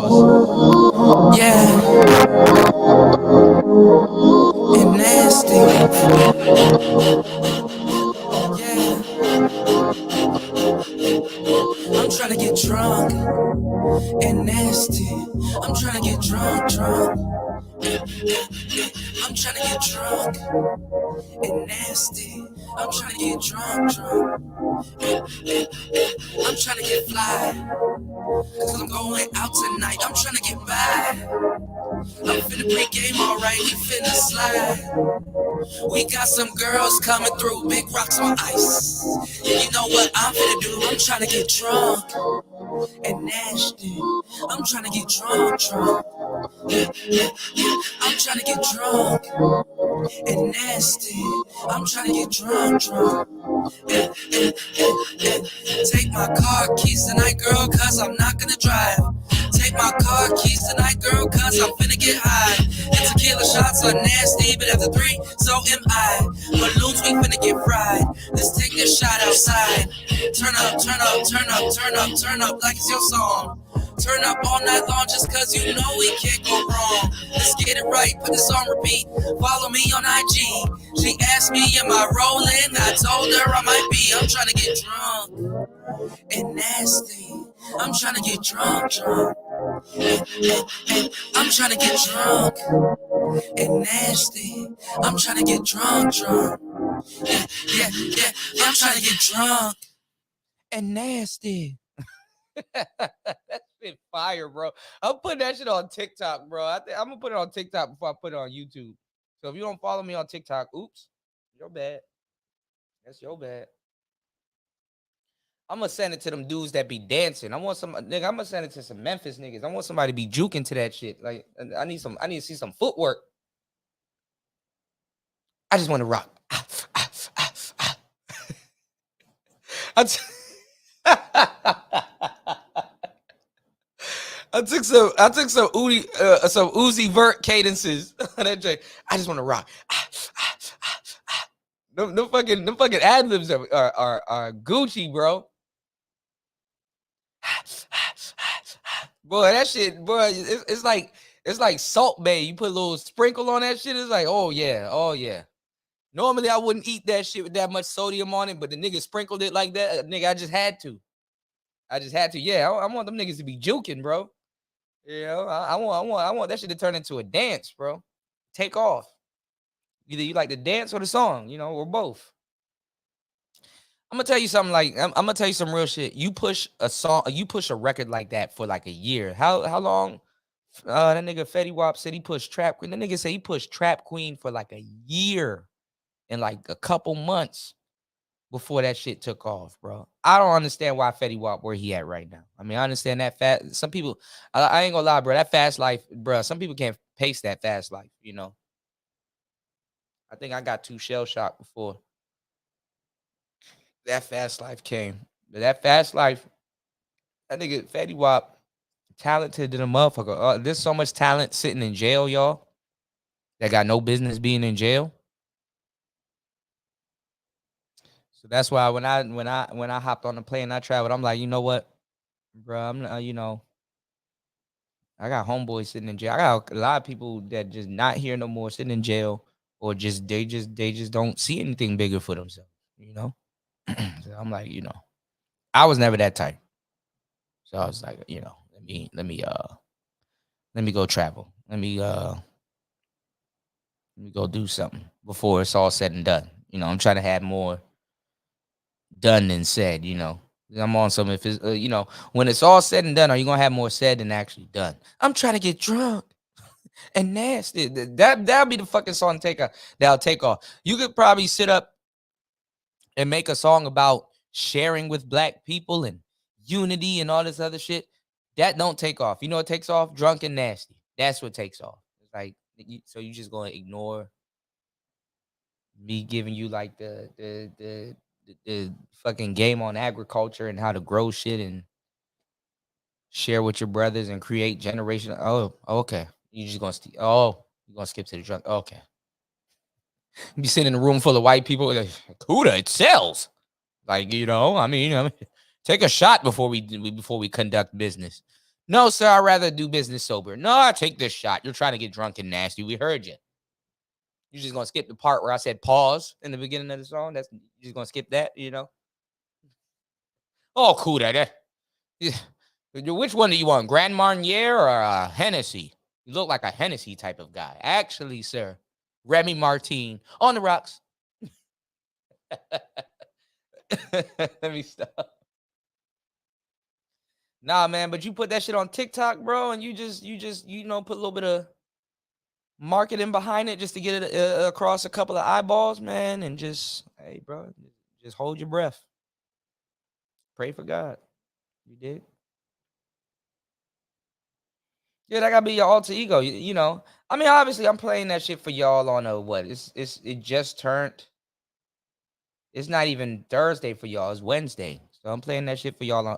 Nigga, it's hump day. Y'all know the vibes, man. Y'all trying to get drunk and nasty. I ain't the only one here that's trying to get drunk and nasty. So don't let no people make fun. You made a song called Drunk and Nasty. Yeah, nigga. And come Friday, one of these Fridays, you gonna feel that shit. You gonna be like, yo, this joint do kind of slap though. In secret. Let me download it so you won't get the streams. I'll play this in secrecy. But I slid on that verse. I slid on both verses, man. Like I said though, if you're gonna, it's like what B Club Godzilla said, and I said this a long time ago, but I'm glad he confirmed it. I heard it years later.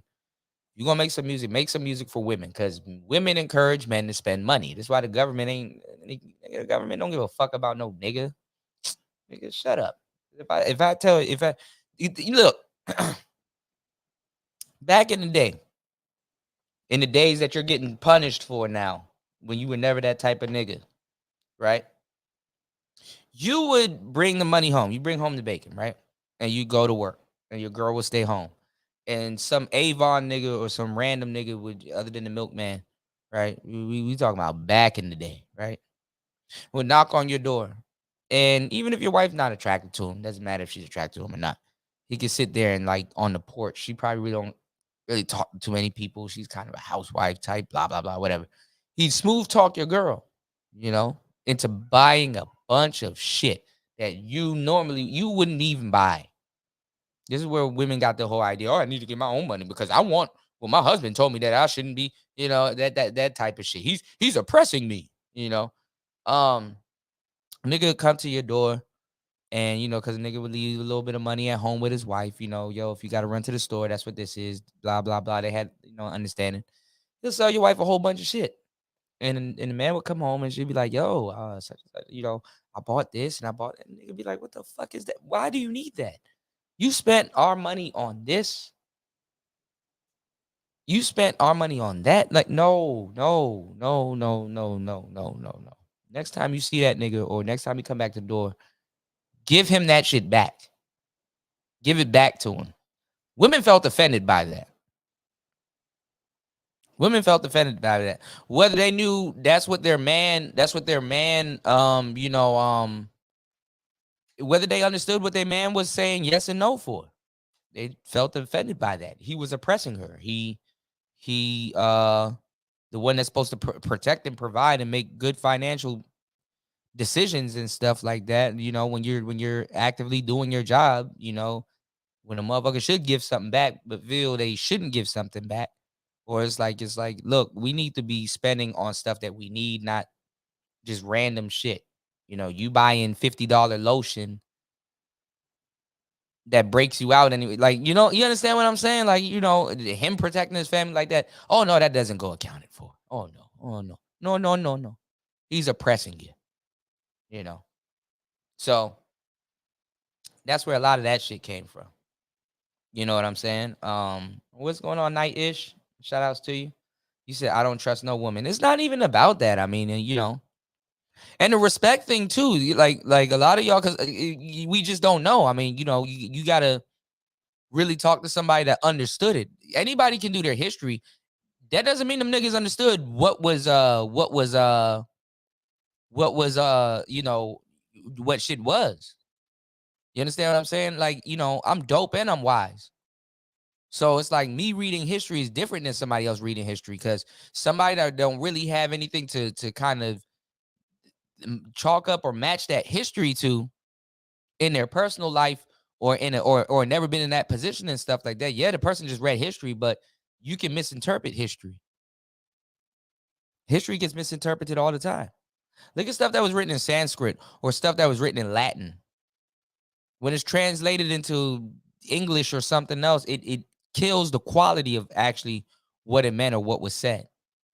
It's the same thing when somebody else decides they want to be a teacher or a preacher or somebody that's trying to reach you, you know, with whatever history they felt that they did. I know what to compare the history to, and a lot of stuff you're gonna have to cross-reference stuff. You know, if you know certain other cultures and in the way certain things were done and stuff like that, then you can really speak on some of this stuff. And this is why, like I said, a lot of guys that y'all listen to on YouTube, number one, they're not real read. Number two,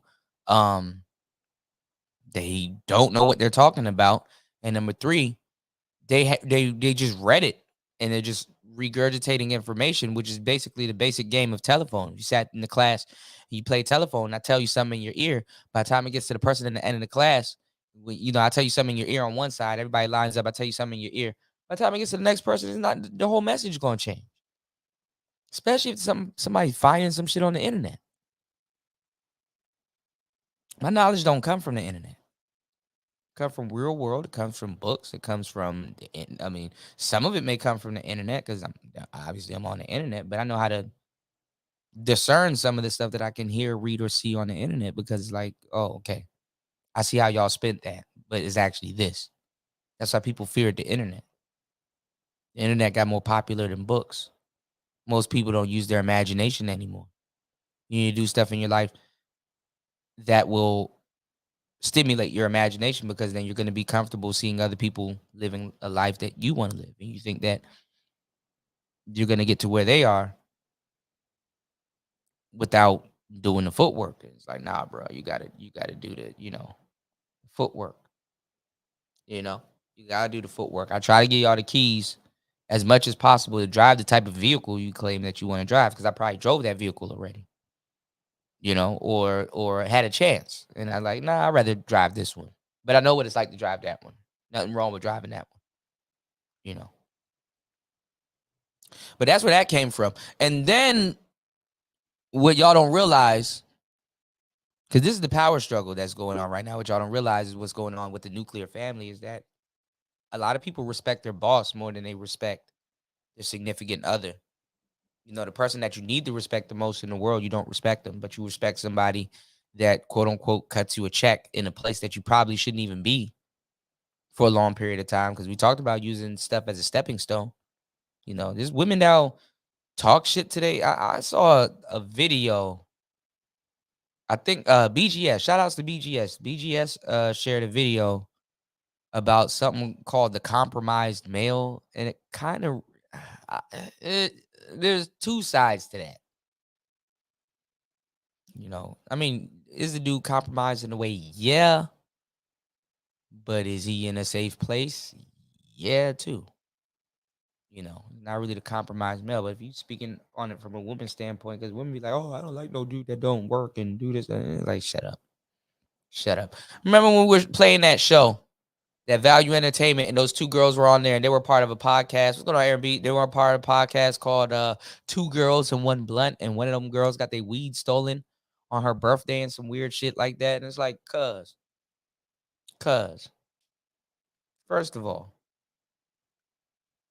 you getting on here talking about what a man needs to have and all this other shit. And no, he doesn't. He don't. No, he doesn't. All he needs to have is a swisher, some weed, Like some of like Game Changers dumbass still doing these videos. What about this type of man? And what about why don't do this? And compromise Pookie. What's going on, Brian? Why don't do this? Why don't do that? He couldn't understood when I said. I mean, I hate to say it. It's fucked up. I look. I'm not saying it ain't fucked up. I advocate for the good dudes too. I think a guy that has a degree should be able to get certain broads that he wants. But no one's talking about that. Why does the guy with the degree want the Thai Keisha? Not the Thai Keisha, but the Keisha. Nobody talks about that. But they talking about what the argument really is, y'all, is that he's mad because he can't get a girl that he socially believes is under him. When in actuality, it's like, bruh, but you kind of really had no business trying to get with a woman like that, even if it was for a hookup. Like, I know what you want. And I know why you want it. You don't know. You don't know. You don't know what you want. You don't even know why you want it. You don't even know what you're talking about right now or complaining about. So, yes, if a guy with a degree and if he's bragging about it or whatever, and me and him were in the same room, and let's just say I was on some like, yo, I'm because I don't smoke like that no more. But if I was on some, some smoking shit and he's talking about some shit she don't care about, well, he's trying to pursue a woman or whatever, and let's just say I'm just like I want to get higher, so I want to, and I pull out a big ass bag of Kush that smells good, like she smell it as soon as pull the shit out, you know what I'm saying? And I'm like, I just yo, you got a lighter, yo? Like he could be talking the whole time, yo, you got a lighter? Okay, cool. All right. I'm rolling up or whatever. I'm scrolling up or doing whatever and stuff like that. And I'm getting more attention than he do. Nigga, by the time she shut him off, he don't even realize he's getting shut off right now. She's like, oh shit, he about to roll. Oh, damn. Let me go hit the J with him. Let me go hit the J with him. A nigga stop it. Y'all be talking about this high value this and high value that, and some ignorant nigga. I mean, it comes off as ignorance. I'll just say ignorant. Some ignorant nigga on the podcast like, yo, when this show over, I need to go outside and smoke real quick. I'm about to roll up real quick, or I'm about to go out back, or is it cool to roll up in here or something like they don't know. It befuddles them niggas. Them niggas never been around no bitches. Them niggas never spent a day somewhere. And I don't blame them. Why would you spend a day in a trap house if you a different type of nigga? Why would you be around bitches like that if you an academic type nigga? And you don't want to put the hands on that woman. So guess what? You go after the Pookie. You get mad at the Pookie. So many dudes I see do videos on Future and all these other people. But if you give them the chance to be Future, they would be him. So this is why I tune out a lot of these manosphere dudes, because they weren't real content creators or YouTubers in the first place. You know what I'm saying? They weren't real YouTubers in the first place. They didn't know where the fuck they was at. They just thought they were on their phone just talking shit. It was like, bruh, nigga, you're a YouTuber. You're a content creator now. You're gonna have to realize now, this is the real world. There's dudes out there like that. You do this whole soliloquy about how you hate on Future, but then you do this whole soliloquy how you low-key hate on the same women that Future is pulling. So like, how the fuck does that work? How does that work? Who do you want to be? Do you want what Future you want?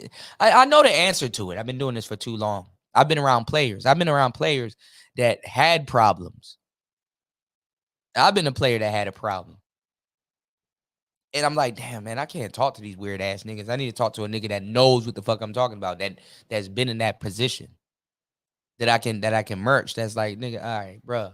You know how when this is going on and stuff like that, and you kind of didn't handle this right, but you want to flip it, like I know you've been in this type of position. Like, how did you flip it to really work into your favor or something like that, stuff like that? You can't go to everybody with no information like that.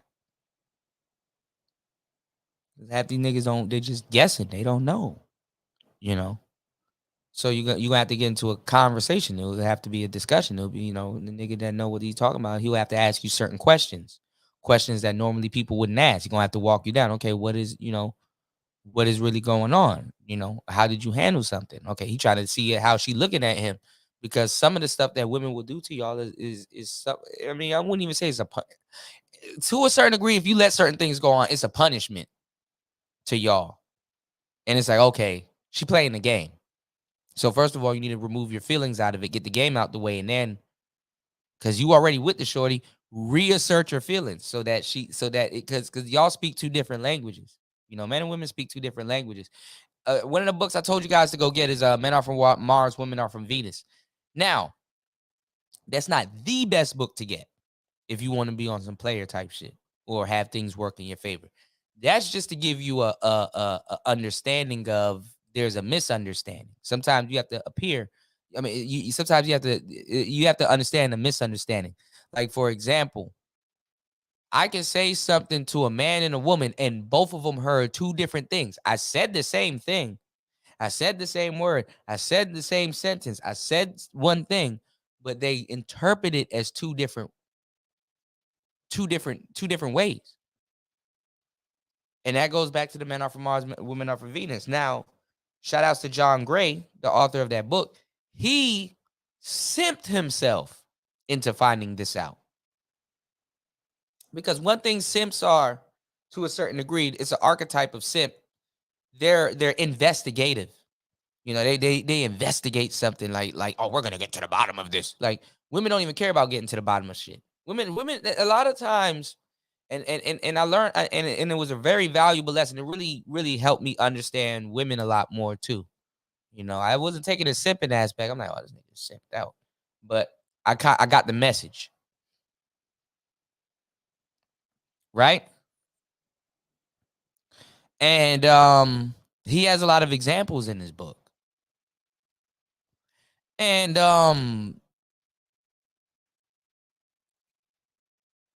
it really made me really understand what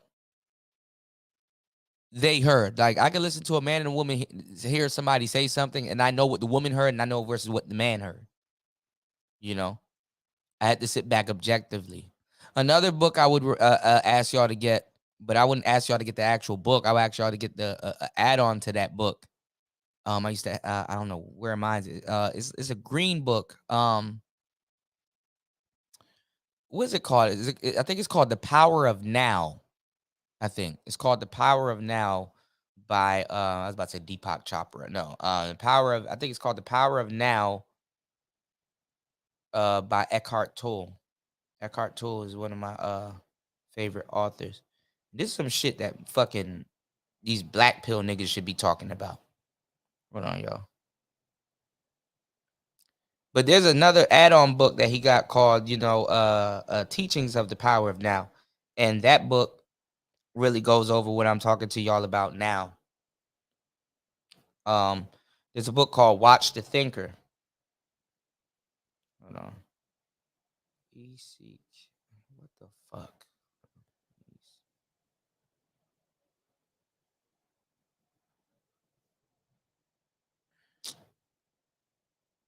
And you can look in that man's eyes and realize he's actually enlightened. Hold on. I think it's called The Power of Now. Yeah, The Power of Now. They even got free PDFs. Here it is right here. It's a green book called The Power of Now. This was better than The Power of Now, because The Power of Now is like misunderstood. A lot of people don't understand. Oh, here it is. This is a small book too. He has a purple one too, which is actually good. The Power of Now, A Guide to Spiritual Enlightenment.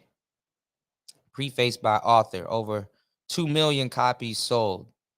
One of the best books to come along in years. Every sentence rings with truth and power. Deepak Chopra, the author. Yeah, I knew Deepak had something about it. Of spiritual, the 7 spiritual laws of success. Another book I told y'all to read, I don't know if I have mine with me, is the Fifth Agreement. Toltec wisdom. You know. But once you understand, like, the whole point of going through this red pill journey is to have this weight lift up off your chest. You know, you have this weight lift up off your chest, you know, to the point that you kind of really don't care about what women have going on. You know, their itinerary is something completely different. I'm not trying to, I mean, of course you exist in their world if you're pursuing certain ones and stuff like that, but I can't, I understand how they think, I understand what they're doing, I understand what they're talking about, but I can't think how a woman thinks. I mean, I understand how they think, but I'm saying like I can't preoccupy myself with that because it's a fantasy world. So this thing that the manosphere has y'all on, because they're not passport brothers. None of these niggas are on a fucking plane at all. I've been calling that shit since since the jump. No manosphere niggas on the plane. And Austin Holloman, he's turning red pill already. He's starting to grow up and come around to what niggas been saying for the longest time. Right? Shout outs to Bernard. Bernard going live right now. Men make money to take care of women. Women make money not to need men. Like, since we know this, why don't we move the chain? I've been watching a whole bunch of stuff. I'm telling y'all, Myron is next. Myron is next.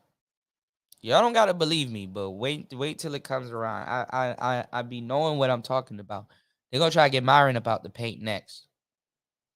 And he almost looked like Andrew Tate to a certain degree. Myron is next. I'm seeing all these manosphere and these weirdo channels popping up and stuff like that have been stealing our content for years. Yeah, nigga can't be mad forever. Being around a woman and being comfortable is a muscle. That's true. That's true. You have to work on. That's true. Because I find myself sometimes because I like to be alone and stuff like that, and I find myself sometimes feeling a little nervous around little stupid little joints. Like, it's like, oh man, I gotta chill a little bit. You know, I gotta relax a little bit. You know, it's a muscle. It's like when you've been in the gym, and then you've been out the gym for a minute. It's like, bro, you can't run back in there and start crunching lifting the 50 pounds. Let me start off with this little 20 right quick and work my way back up. You know, you got to pick up where you left off. It's the same thing with cold approaching and stuff like that. Approach anxiety is a muscle. There's niggas that approach more than 1,000 women. And he'll walk up to a broad and she'll say no. And y'all niggas will be like, oh, she said no. The same shit y'all scared of. Oftentimes, we talk about society and we forget that we are society to a certain degree. So it's it's ridiculous, man. I mean, I really don't know what to say. Like, I've seen dudes that got like dimes, like, like I told you, my brother, I had a brother, me and him, like, nigga, after work, that's all we did. We would be picking up bitches and I'd be in my work clothes, like, it didn't matter. It actually elated me. I was actually very, very surprised that I could pick up a joint in my work clothes and shit like that. It was like a testament, like, damn, I still got it. Mouthpiece and all. But when that nigga was getting into like real relationships and stuff like that, he getting into relationships with women, like, I had to scratch my head. I'm like, bro, like, just the other night, me and you was knocking down some, like, what the? Why you with her? And he's like, man, bro, she's more practical. And it's like, damn, you be having to forget. It's like, anybody really can get it. Like, it's overrated. Anybody can really get a dime. But it's really what you got going on too, because you know what I'm saying? Like, your catch hand and your keep hand, they're two different hands. Don't you have a left hand and a right hand? You understand? You may be catching dimes with your left hand, but it's like, my nigga, I'm right-handed. Well, I'm giving y'all the game. Make sure y'all like and support the channel. Y'all can support the channel by hitting the Cash App or hitting the PayPal. It's some game worth paying for. Hitting the Cash App or hitting the PayPal or the Super Chat. 2 hours and 4 minutes in. 15 people in the building. We can get 3 people on the Cash App. Put it up. I'm about to give y'all some game. Don't you have a left hand and a right hand? But you tell people that you right-handed. There's such thing in the world that you can get the dimes with your left hand, but you can't keep them once you introduce them to the right hand. Do you know what I'm saying? That's why we have a saying called "You got the girl but missed the bitch," and that's the crazy part is that sometimes the nigga didn't want the girl, he wanted the bitch. You know, he wanted the relationship, he wanted the you know. And ironically too, psychologically, when you think about it, a lot of the dudes that like claim to be like you know, like the well-to-do type of cats that got degrees and stuff like that, a lot of those dudes, they want the same type of relationships that Pookie has. You know what I'm saying? If a woman's like, oh my God, Ron, why you do that? And blah, blah, blah, and this, that, and the third, and that nigga having fun and shit, like, niggas want women to look at them and say the same thing. Oh, why you do that? Oh my God, I can't believe he did that. And not leave and stuff like that. They want people to do that. That shit is crazy, man. That's why Gabe, he couldn't get it, because Gabe did it the right way. Gabe used his social circle and got his wife and got the fuck out. If he had stayed around a little bit longer or followed some of his tech buddies home and stuff like that, you'd see something completely. I know dudes that got straight up tech degrees and stuff, and like just like they live a double-sided life. You know, office humor and stuff like that. And oh yeah, blah, blah, blah. Yeah, man, we're gonna make these sales and blah, blah, blah. And you know, doing calls and talking to niggas in China and all kinds of weird shit. And then when they leave, they just a buck, they go home and date a bull, a fucking buck wild El Toro, out of control bitch. You know what's going on, Curlin? You said all facts. If cats pay attention to the vast majority of the women are constantly working with that catch hand. Yeah. Said motherfucking hand keeps getting little to no action. Yeah. You can catch some dimes with your left hand, but if you right-handed, you're going to be, you know, the shout out says, you're going to be beaten off. Hannah Han and Linda Loshan. That nigga wild. Shout out to my brother Izzo, bro. That nigga wild as fuck. But it's the truth, bro. And like, honestly, like it's fucked up. Like, that's why I be really trying to help brothers, because it's like, bruh, that's a fucked up dream or thing to be trying to chase in adulthood. Like, you just gotta chalk it up to the game, bro. There's things that money will never be able to buy, bro. I was looking at a interview with Lil Baby. That nigga been having money. That nigga have stupid money. I was, you know, I was looking at that shit and he was like, I'm gonna have to forever work. Because he said, if I get a car, there's always gonna be car insurance. If I get a house, there's always gonna be taxes and stuff like that. You know, it was like, oh, I'm glad you know. I'm glad you know. You know, what's going on, Lestro? How you doing, love? Bro, Gene said, DJ Kuda, guys like that usually want the type of woman that dates white guys, bro. That too, that happens. But see, him and that white boy can date the same girl, and both of them never, they probably got the same coochie, but they probably never got the same woman. So I'll be telling you, these bras be talking about some polygamy and all this other weird shit. It's like, bruh, you could be a career lesbian and still never had dated a biatch in your life. Because there's just some things that women save for men and different types of men that they don't save for other women and other types of men. And you got dudes talking too much instead of sitting down and listening too much. That's why you have 2 ears. You know, it goes back to why I said you guys have 2 hands, you know.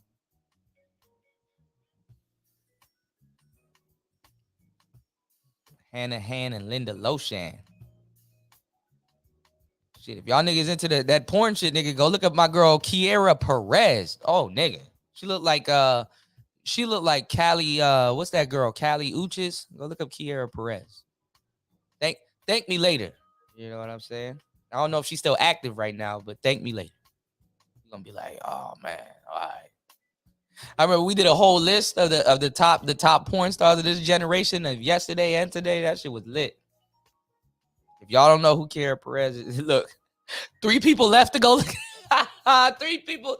Yo, man, y'all support tonight's show. Damn, I'm giving y'all the gems.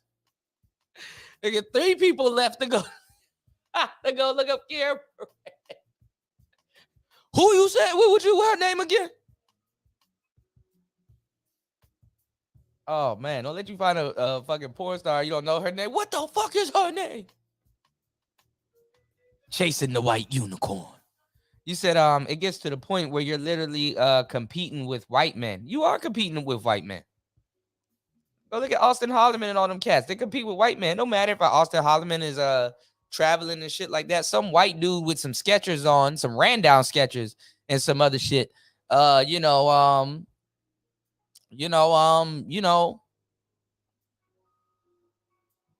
take that bitch away from you. She'll be like, oh, okay, yeah, I could get with the young nigga, but some old, because when you a 60-year-old dude, you got a belly and you living off your pension and some other stuff, you're a star, you're a superstar out here. Society's different in the real world, man. Americans got to get into the real world, man. You say you get to the point where you start competing with the slave master's grandson. Yeah, of course. It's different in the real world. Americans don't live in the real world for real. We do live in the real world, but we don't. What's going on, Cynical? Curling. I'm telling y'all, man. What's going on, Aaron B? Yeah, go look up Kiera Perez, man. Don't be in no relationships, too, because none of y'all be having no real conversation about this shit. Niggas be still watching porn while they in relationships. You dig? Niggas be watching porn like a motherfucker while they in relationships. Oh, no, I'm not going to tell. I'm going to tell on y'all, but I'm not going to tell on y'all. I got y'all. I got y'all. Shout outs. Shout outs to my brother, War Master. Hold on. Let me read it. Let me read this cash app. Hold on. Shout outs to War. War Master said, hold on, let me not misread what he said. He said, shout outs to the 3 people that went to play Xbox. No, Master, they went to go look up Kiera Perez. I'll spell it for y'all. Kiera Perez. Thank me later. You dig? Exotic Keisha. Y'all know the vibes. Look, more people leaving. Even women will leave to go look that shit. Women be watching porn. Man, let me tell you something. Oh, I almost said her name. I know this chick, right? And nigga, both of us, like, when I found out she was in the porn, because I have a different approach to porn. I'm not into porn on the beat off side of the game. I'm into, it's an interesting industry. You know what I'm saying? And I've been like that for a minute. Cause man, look, like being like if you've actually like been a player, like just if you just like rolled if you just understood where some of that shit would take you and stuff like that, like I didn't know that certain places in the DMV area, I didn't know that, oh, that's where the swingers go. Oh, this at that type of party. I was wondering why this motherfucker was taking stamps and stamping my wrist with different colors and shit like that, because I've been seeing all kinds of stuff, right? So the underworld of sex versus like what gets put on film, it was interesting. It perplexed me. It's like, wow, that's interesting. You know what I'm saying? I didn't think of it like that, or damn, I didn't know this is what goes on in the industry and stuff like that. So, shout outs to War Master dropping a huge 20 on the about to say Super Cash App. Thank you, bro. Hold on. Thank you, girl. Sprinkle. Yes, sir. So I didn't know, and I'm gonna tell you the truth. It's actually, if you know what I know, it's kind of really interesting to get into it, because it's really cool to know women that's official versus just some 304 trying to swoon you into some shit. That's why some little broad talking about something. Oh, it's polygamy, and you get the. It's like, shut up. Or some OnlyFans bitch or some other stuff. You know what I'm saying? Like if you go to like little porn conventions, the only time you will see these girls in like in porn mode is if you're like at a convention. But if you go to like an award show or something formal, man, them girls will dress the fuck up. And then what was crazy was because I went to fucking high school with Mia Khalifa. Nigga. Oh, yeah. I done seen the city done swallow up several people. When I saw Mia Khalifa on, I think somebody was mentioning her because it wasn't on no porn shit. I wasn't watching porn, but I saw her and she looked familiar, but she looked completely different. They used to make fun of that girl. I was a senior and I think she was a freshman at the time.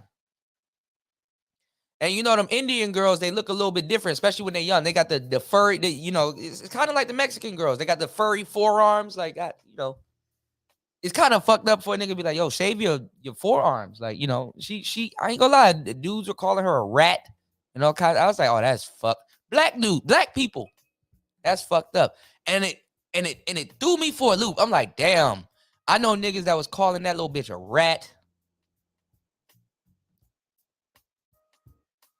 And probably beating off to her now. Ain't nigga, look at God.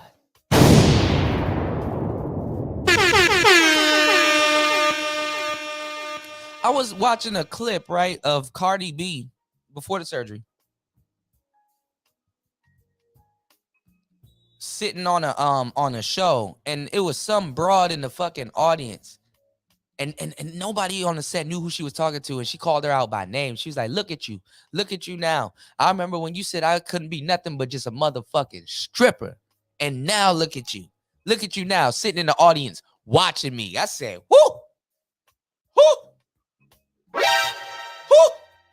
Girl, thank you, girl. Sprinkle. Whoo.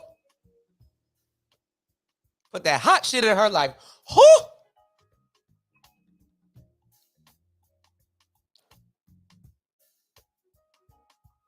That shit crazy. You said careful, Kuda. Khalifa, she said a few dusties caught her slip. Oh, I know. I know some dudes from around the way that ran through that. Oh, yeah.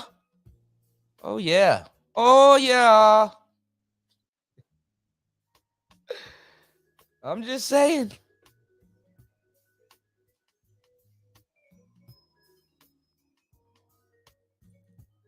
Because it goes in intervals. Like sometimes dudes are like, because like when women start wearing hijab and all that other stuff and porn and all kinds of other stuff, it really makes the imagination go wild. That is toxic. Somebody's like, oh, yo, porn is toxic. I know what they're talking about, but my education on it was different. You know what I'm saying? My education on it was different.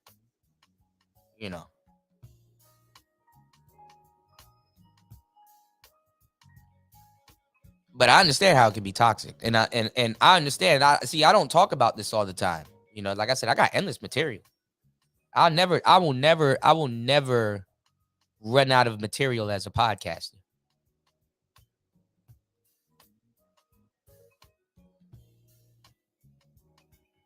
But that's the thing too. And shout out to my boy Rayology, man. He came up with the term that really, contextualized what we're talking about. Sneaky fine. Oh, she's sneaky fine. There's women that are fine and don't really know they're as fine as they are, or at least to you, because it kind of really doesn't matter. I was looking at these same podcasts, and there was like this woman on there. She's like, I believe all women are 10s and stuff like that. And he was like, the dude was like, yo, I think the name of the show is called Whatever. And the Femme Sapien chick be on there, and I think that that was the same show, if I'm not mistaken, because I do remember the set. That's where that Tay baby girl was on too. And he was like, okay, well, there's a bunch of guys in here. Do you think all men are 10s? Boy, that bitch stopped right when she paused. She's like, yeah.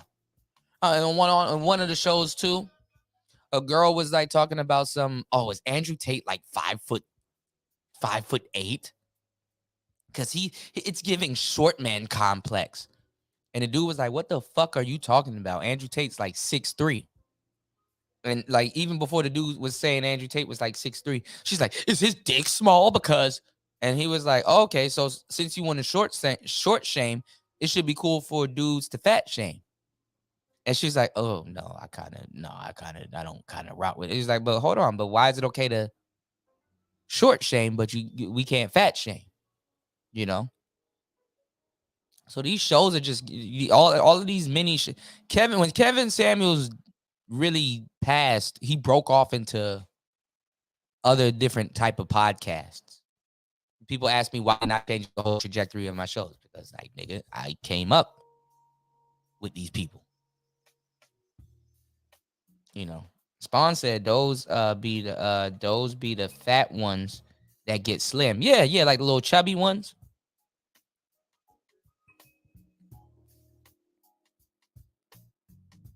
But sometimes you could talk to some of those women and be like, yo, look, you in your 20s and in your 30s. Because, I mean, I don't mind a woman in her 40s that, you know, that slims up and get in the gym and tones it up and stuff like that. You can get you a beautiful woman, you know, like in her 40s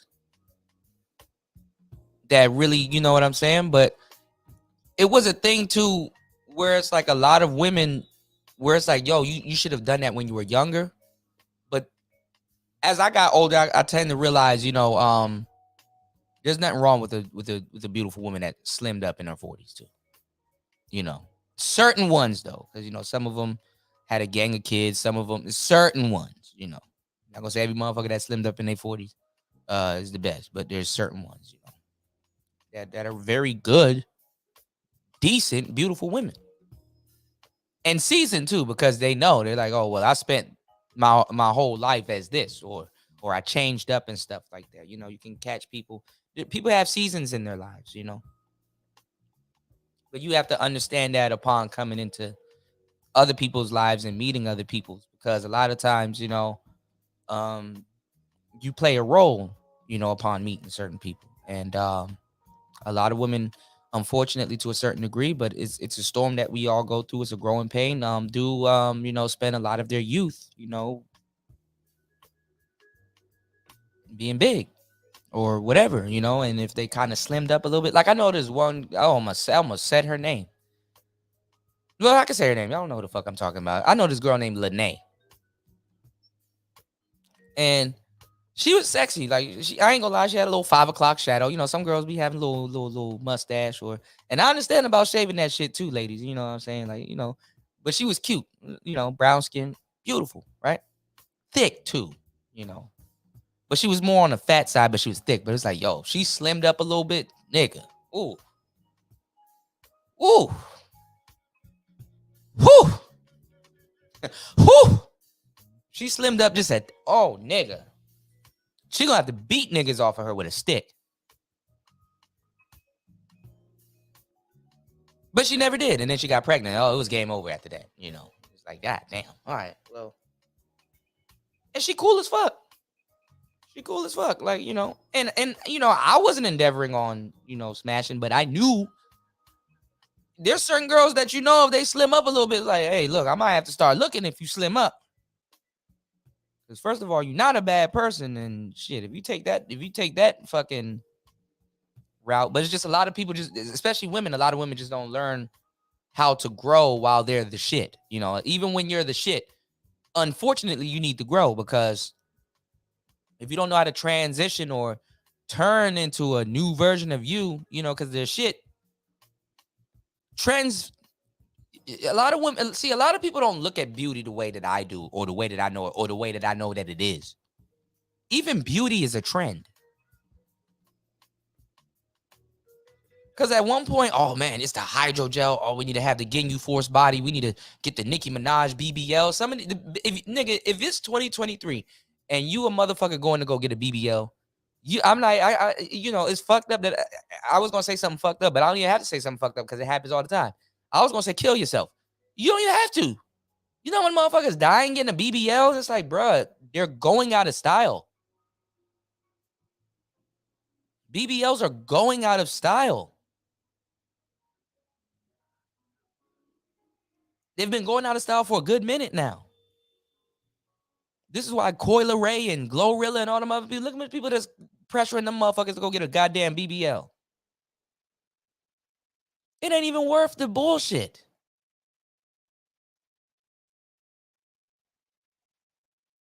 And with all due respect to Kanye and, you know, Donda, damn, your mom died trying to get a BBL in past her 40s.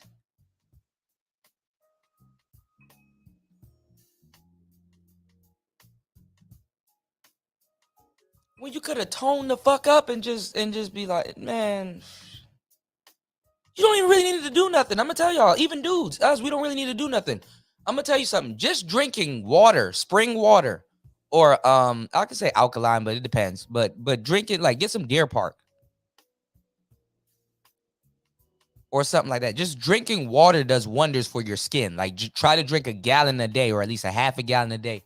You don't need to really, I mean, you can put on lotion and stuff like that, but you're going to get a glow. Like if you're drinking water, good water, like some, and motherfuckers that drink some good fucking water, like good room temperature water. Oh, nigga, ain't nothing like it. And just do a little bit of Pilates and shit like that. Just do like have enough cardio. Like you can jog and just tone up a little bit. You're not doing strength training. Or take a little bit of martial arts classes and stuff like that and just, you know, be able to stretch and stuff, or a little bit of yoga. People don't even do yoga for the sake of yoga. Yoga is not even really a physical sport. It's actually a mental sport more than it's a physical sport.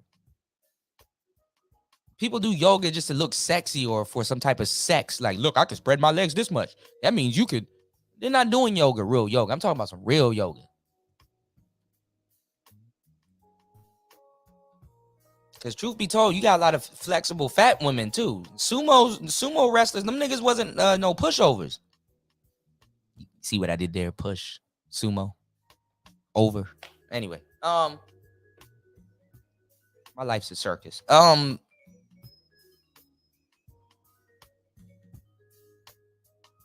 You know,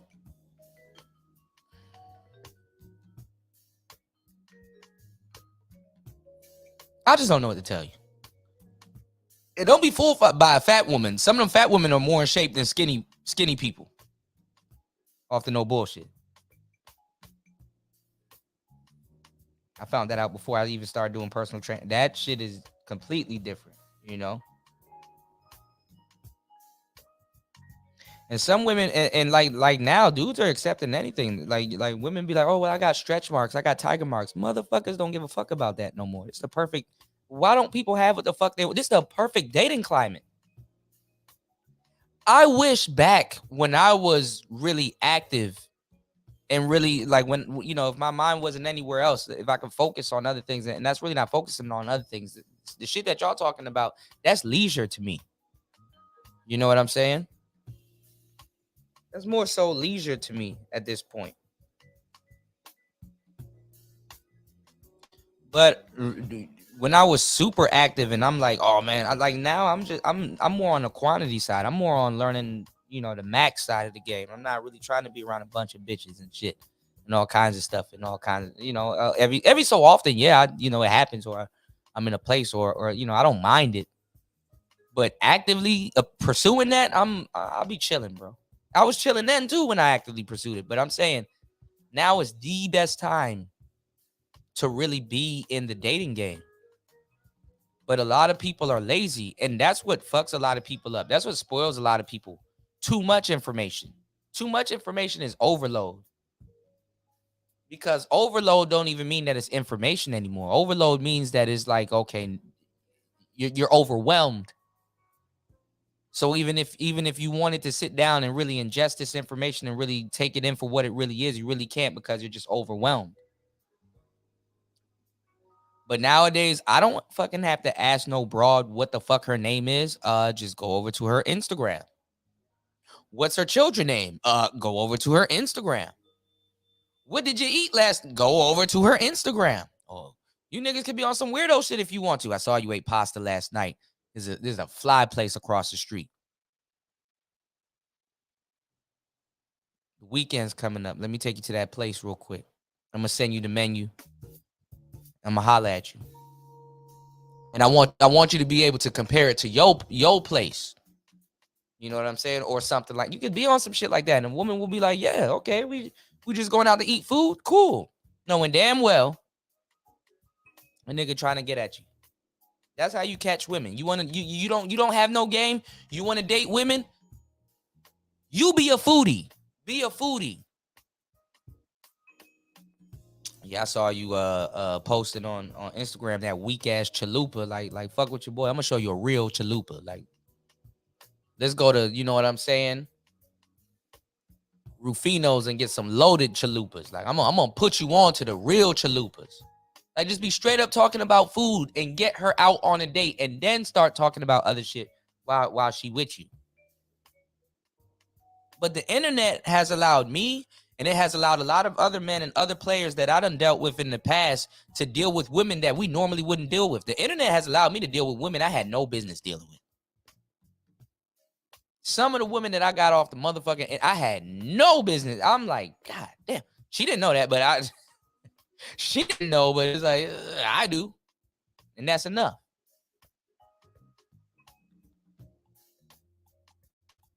But then something clicked with me when I started getting those type of women. I'm like, damn, dog, you know, the fucking the grass ain't greener on the other side. Some nigga be like, man, if I get this one chick, bro, life will be figured the fuck out. Yeah, okay. Yeah, okay. That motherfucker will be a burden.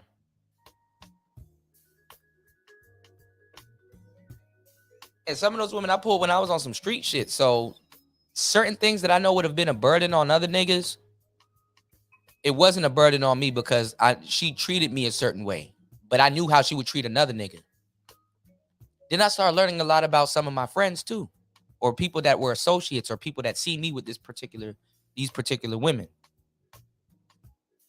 that came to me at a later date. Yo, how you do this? Yo, how you pull? Yo, she's single? Yo, is it blah blah blah? Or yo, I saw her at this function and stuff like that. Are you still dating? Like you know,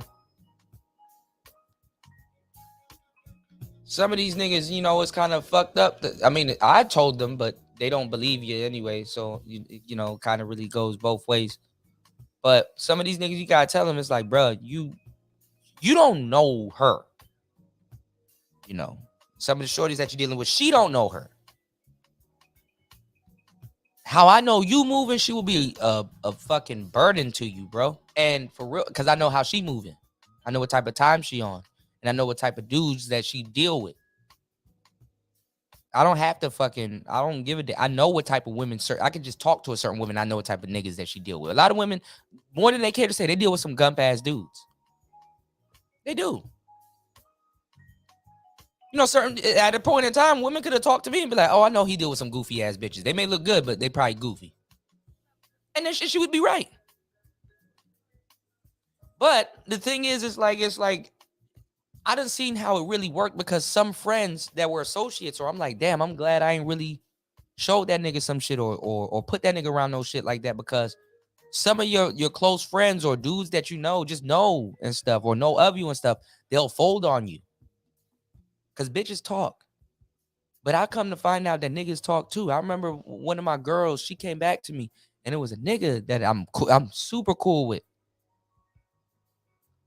And when something came up in conversation, or she was talking about me or something like that, nigga was on some, yo, man, fuck that nigga. You need to be fucking with me. Some dirty Mac and shit, you know. Some women would just say shit for the sake of saying shit. But if you know the nigga that she talking about, you'll be like, okay. You know, because I seen, you know, if you know how a nigga move and shit like that, I'm like, oh, that's how that nigga feels. Cool. I'll give him something else to be mad about. I'll be on that type of time. I used to be on that type of time. You know what I'm saying? Dudes would get, you know, there were certain artists there was like, Kuda, we know how you are. And I'm like, no, all right, look, we not going to do that. Definitely not going to do that. And just, I got a girl, by the way. This is business. You know what I'm saying? Even at the time, even some of the girls that I've been with, they felt some type of way. Like, who you meeting up to go do a track with? What type of track? What are y'all talking about and stuff, you know? So the other day, shout outs to Tony, because this is another thing that doesn't get talked about. And I'm not afraid of this. Because people are going to be like, oh, you're afraid of it. No, it's like, no, y'all niggas don't know what I'm talking about. So y'all wouldn't know what I'm talking about. Give me 1 second. I'm going to catch up on the chat. I just want to get this out real quick. I was talking about how it's a little bit stressful because I've been doing this for a while. So it's a little lot stressful to date as a YouTuber in the Black manosphere to a certain degree, you know. And I was telling people, I was like, listen, y'all are only saying that because I'm talking to you here. Y'all are saying what y'all should say, you know, because it's in context. But I'm telling you something in a different context. I'm trying to get you guys to think outside of the bubble. And dudes is like, oh, well, you know what I'm saying? Oh, you DJ Kuda, you're blah, blah, blah. You do this, you do that. I'm like, yes, I get that. That's how y'all know me.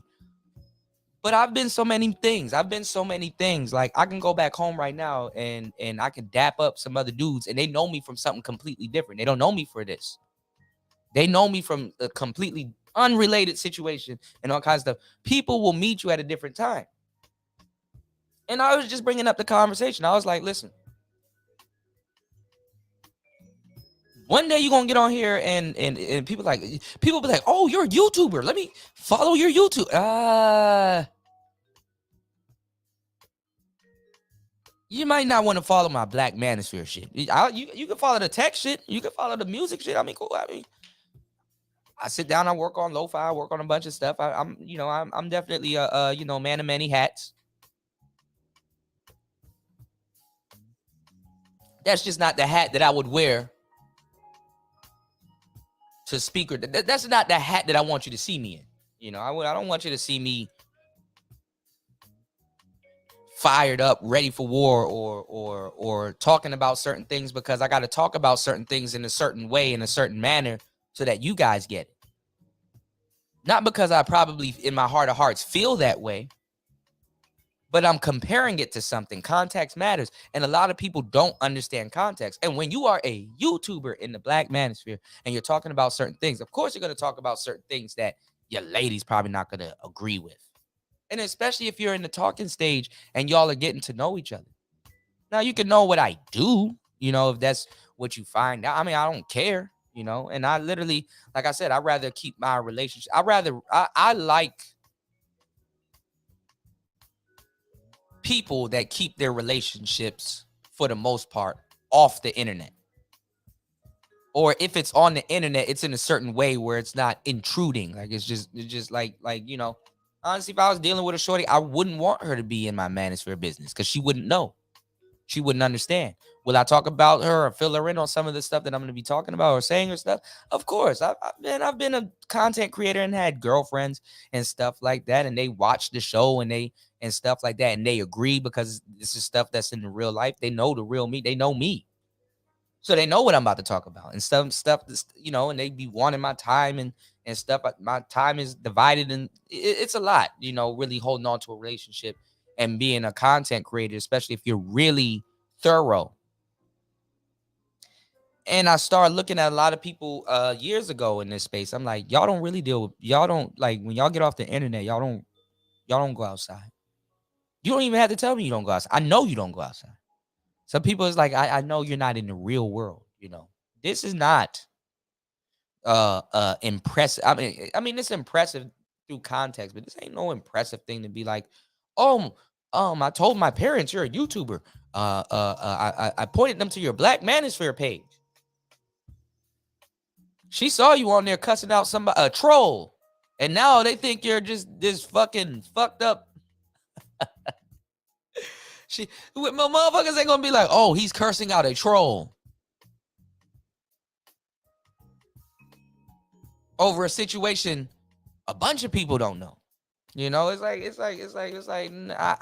know, it's one of those things where it's like, let me brief you on some shit first. Let me explain some shit to you first. You know.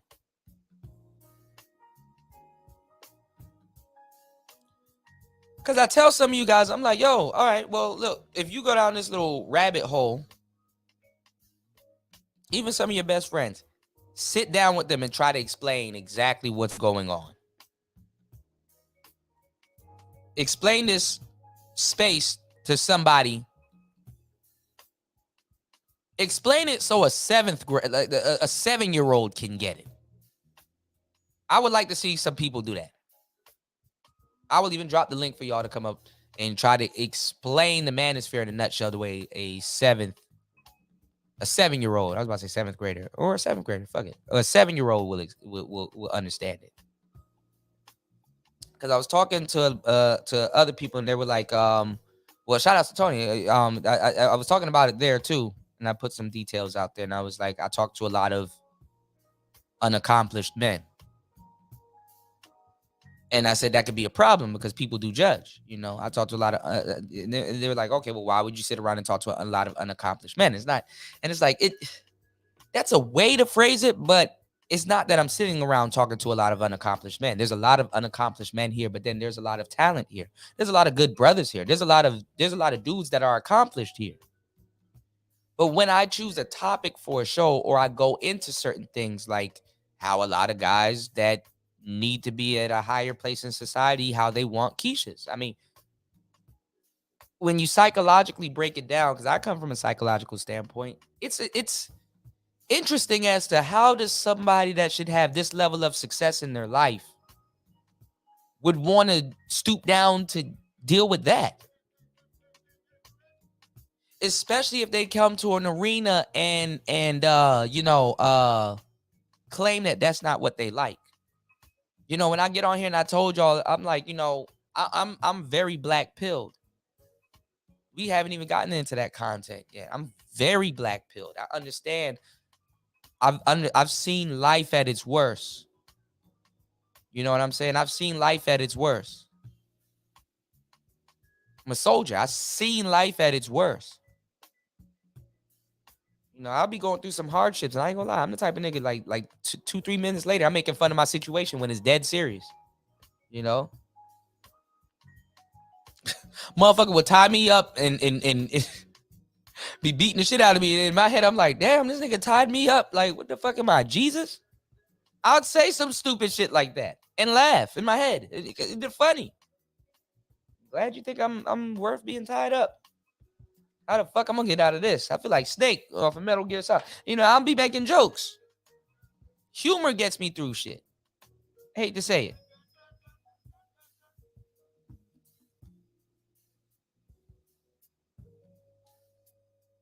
That's why I never take y'all niggas with me to a funeral. Because somebody on here gonna say something, I'm gonna fuck around and be laughing. And it's not like that.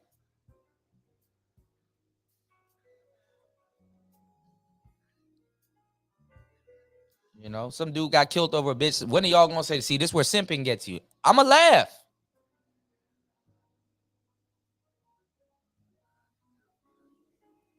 Or something like that, you know. But what I'm saying is this, like, when I said that police officers and hoes actually get along more than you think, motherfuckers will get mad at you. And it's like, you're an idiot.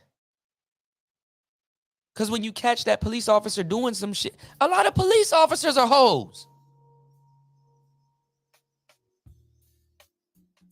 And notice I referred to that man as a police officer, not him as Brian, not him as John from around the way. As far as you know, he's a police officer. Nigga got a whole story.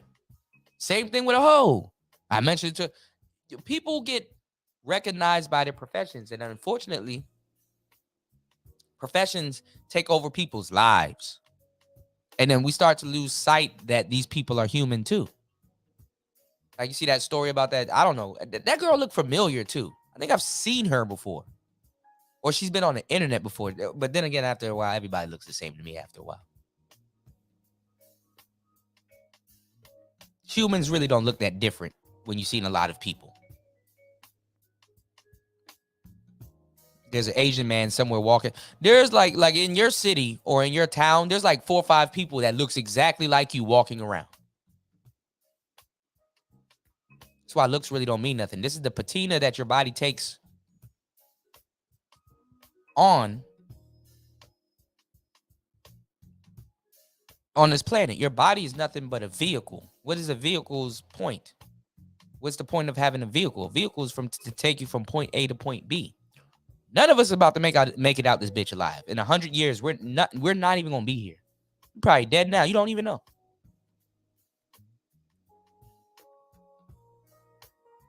But people are human. I know that police and hoes get along. Because when you catch him with his hand in the cookie jar, who he with? Go and ask hoes. Oh, the police buy pussy too. Original hoes used to be neighborhood watch. When shit made sense.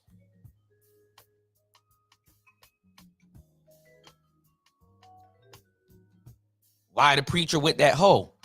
If you really think about it, if you get down to the black pill of it, a preacher and a hoe kind of should be in the same room. She's seeking help, right? Repentance, right? And at the same time, he's a single preacher, right? Or whatever. And he wants to, and I'm doing air quotes, y'all, help this young lady, huh? Preacher is a man. People be holding themselves to standards that they, that's like leaving a fat man in the room with a burger. What you gonna do, fat man? You gonna eat that burger? Look at that fat man eat that burger. Look, he gonna eat that burger. You hungry, fat man? Like what? Like, come on, man.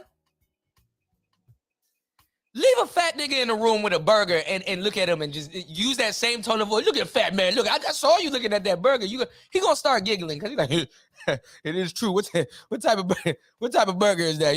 Yeah. You know damn well you turn your back, that burger gonna be gone. Come on, man. That's why comedians use jokes. I use jokes too, but this is why comedians use jokes, because when people laugh, it's reassuring. It's like great punchline. I don't have to confirm with you if what I'm saying is fun. Nigga, first of all, I know it's funny. Especially situational jokes. That's the type of person I am, situational. The type of person I'm that type of player I am too. I'm preemptive, but I'm situational also. We could be talking about one thing and then I switch to another subject and can be having you laughing at something. I could talk about something very serious and then switch to another subject. What I'm doing, if we're going to look at it as on a player aspect, what I'm doing is called multi-threading, meaning that I'm bringing up a whole bunch of subjects. So if I run out of material on one subject, I can go back to another subject that we were talking about and take off there. So I leave a lot of people on a cliffhanger when I'm speaking. And then at the same time, granted, I am scatterbrained. So that's how I think also. I'm multi-threading, But in this manosphere, you got to learn something. These niggas, get your passport. Nigga, the manosphere is not passport bros. Never was. Go listen to that single that I'll play it again before I get up out of the building. Go listen to that single that I put out. Game worth paying for, man. These niggas just don't have nothing else to talk about. They're not YouTubers.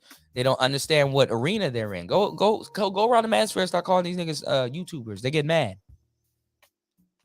Sir, I am not a YouTuber. He on YouTube every day. Sir, I'm not a YouTuber. I'm just a black man with a phone and some Wi-Fi. I'm a man with a phone bill. How dare you call me a YouTuber? How dare you call me a YouTuber?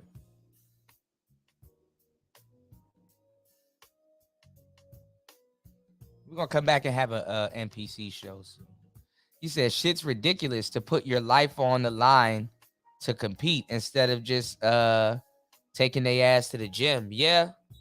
But the crazy part, though, is not all fat people are unhealthy, even though being fat is healthy. I mean, your vices. That's why I put in that rhyme, and I used a gang, a set of a gang that I'm familiar with, traveling vice lords, what's in front of lords? Vice. Yeah, vices, TVL. But y'all, I'm not here to push no gang politics, What I'm saying is that, I said, a lot of dudes are traveling, and I use the word vice as an entendre. Even traveling to go look for women or stuff like that, that's a vice. People take their vice with them. Wherever you are, wherever you go, there you are. You know what I'm saying? You're gonna take that shit with you, bro. So you underdeveloped and you go into a developed country. And America is one of those places where society, I'm gonna tell you the truth, society isn't really developed. You know, developed societies can understand the patriarchy or whatever's going on. That's a key that you're living in an undeveloped society. And to a certain degree, you guys need to breathe and understand what the real world is like. Most Americans, I'm telling you, do not live in the real world. I mean, I knew about this because I've traveled out of the country several times, but being reassured and then being at an age where it's like, okay, now, nigga, now you can't say you was a kid. Now you see it and it's like, oh, it's a fucked up thing. But then when you look at it on the outside looking in, I can see why America looked like the place of dreams to other people. And I can see why certain people, because they get briefed before they get to America. People are like, oh, Africans don't like us and all this. No, them niggas just been briefed before they got over to there. Because when you go to some of these places, bro, you gotta get your mind right. Even the small world that I'm living in here is unrealistic to a lot of people. And that's how we carry ourselves as Americans. So I put in that song, it seems American greed killed the American dream. You know, it killed the American dreams for Americans, not for other people. America will sit up there and tell y'all, yo, we rather hire these motherfuckers that work for cheap instead of you that know your worth, because you're going to ask us for more. What I tell y'all about minimum wage the other night? Minimum wage is literally, nigga, if we could pay you less, we would. We wouldn't even pay you at all. Slavery. What was America built off of?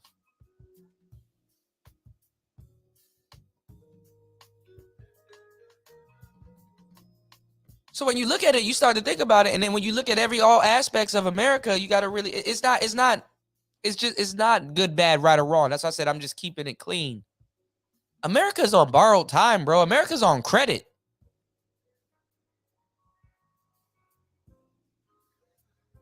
That's credit. If somebody like, yo, you're gonna have to pay this interest back, but like, you know, we're gonna lend you $1 trillion. What I'm saying is it's like that shit right there is like, damn, but at a certain point, yo, you're gonna have to pay the piper. America on some, well, I mean, if we bomb them, what debt? If we take over the nigga, what debt? You owe us trillions. Who owes you trillions? You know, it comes a time where you're gonna have to be cold-blooded, bro. And I get it from the inside out. I get it. It's like, damn. And a lot of people in the military, they get it too. But they on some like, yo, I'd rather come home to that chicken that I sat over there and fought for. You know, and this is the funny part. This is why I'm trying to figure out how are Manosphere dudes passport bros, and they're sitting up here trying to make women give up the unrealistic world that they live in. Women are on credit. Depending on how you use it, credit can be a beautiful thing or it can be a horrible thing, y'all. Y'all know. You know. Shout outs to my brother MR. I appreciate you. Thank you for supporting the game. Game worth paying for. Dropping a huge $10 on the Cash App. Let's go. Girl, thank you, girl. Sprinkle, sprinkle. Hell yeah. See, when y'all charge me up like that, man, now I'm about to give y'all some more game. Shouts to War Master. Shouts to Midwest. Shouts to my brother Masha. You dig? Shouts to Tamp. Shouts to everybody that contributed to today's show. That's what get me gassed up to give y'all the game. Support. But see, the thing is like, I would be a fool to go back to America. I'll be Che Guevara. I'll be a fool to go to America and tell them about this thing. You have to leave the States to figure out how the world works. Because when people think of the world, they think of America. I'm telling you. They think of what's relative to them. They think of their neighborhood. They think like, no, that's not even real. That's your personalized world. I was watching something with Lil Wayne, out of all people, right? I'm quoting Wheezy, F baby. I was watching something with Lil Wayne, right? And like I said, because it fucks me up because I come from, I've done a lot in my life. I thought I didn't do enough. Like if I leave today, boy, was it a ride. I can't say I didn't have a blast, right? But he said something like, he was like, you know, when you get off the stage and everybody around you, when you get off the stage and it's, and he's like, we love, everybody loves you and stuff like that.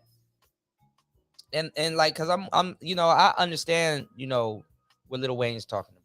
I've always understood what he was talking about. As an artist. And I saw him do man, I ain't gonna lie, to Kevin Gates joint. Hey, I had to turn that shit off, nigga. I almost broke down and cried, bro. That Scars is my song, bro. Nigga said you could cover all your scars all up in diamonds, but they still gonna hurt. I said, oh nigga, turn that shit off. Hey, I was crying, bro. I was like, hey, what do you say? Turn that shit off. Lil Wayne said as soon as he get off the stage and the doors close and you get off the stage, everything goes dark. It goes blank, Lil Wayne grew up in the studio. Straight up, just work. That nigga got more than 3,000, 4,000 songs on stash that we've never heard before. That's how much that man works. Grew up in a studio rat. And that's the worst thing. Like I've experienced it with everything. People, women, everything. You have all these people around you and stuff like that. Some people even know if it's like, damn, dog, if I ain't have this going on in my life, you wouldn't even be here. You wouldn't even look at me. Some of y'all niggas never had to look some woman in the face on a date, looking at her like you just talking like you don't understand shit for real. You don't, not me.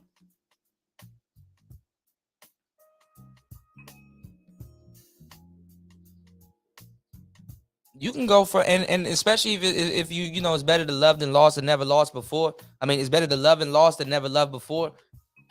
Somebody that you like as a dude, somebody that that you would be, if someone like you looking at somebody, another soul, another human being, you looking at them and they're like, they got their own mind. And if they were to slip up and make a decision while you were with them, you would have to put your life on the line, whether they were right or wrong, to get them up out of a situation that you normally wouldn't got them. You wouldn't have got them in that situation, or you wouldn't have put them in that situation. Shit just play out like that. To not knowing this motherfucker ever again, and it's a different type of lonely. There were so many women at one point that I could call up and go out on a date, or that was hit my line, or what you doing. Even the good ones too, ones that I should have paid more attention to than the ones that I was paying attention to. I lost a lot of good women too. Some of them I will never be able to talk to them ever again. Some of them are married. Some of them are in the grave.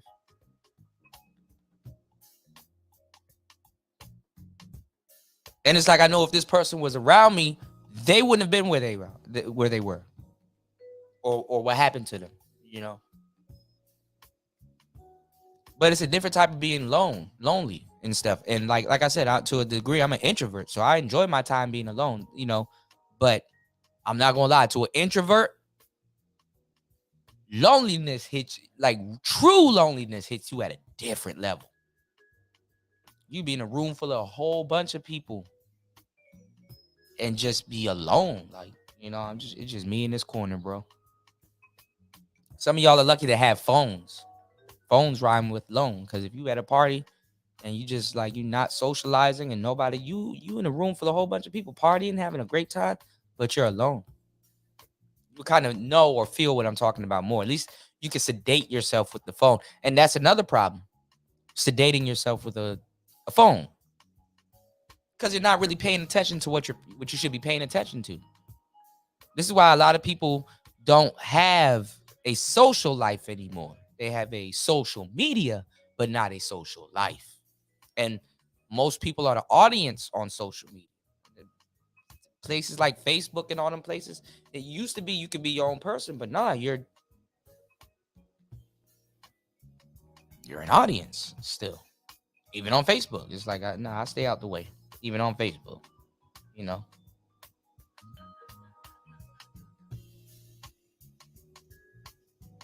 Colorado, I gotta catch up. What's going on, Gemini?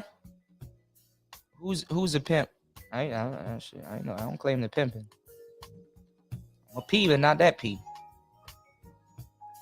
Most women are in dudes' harams or already in a few. They have a few guys in rotation. Yeah.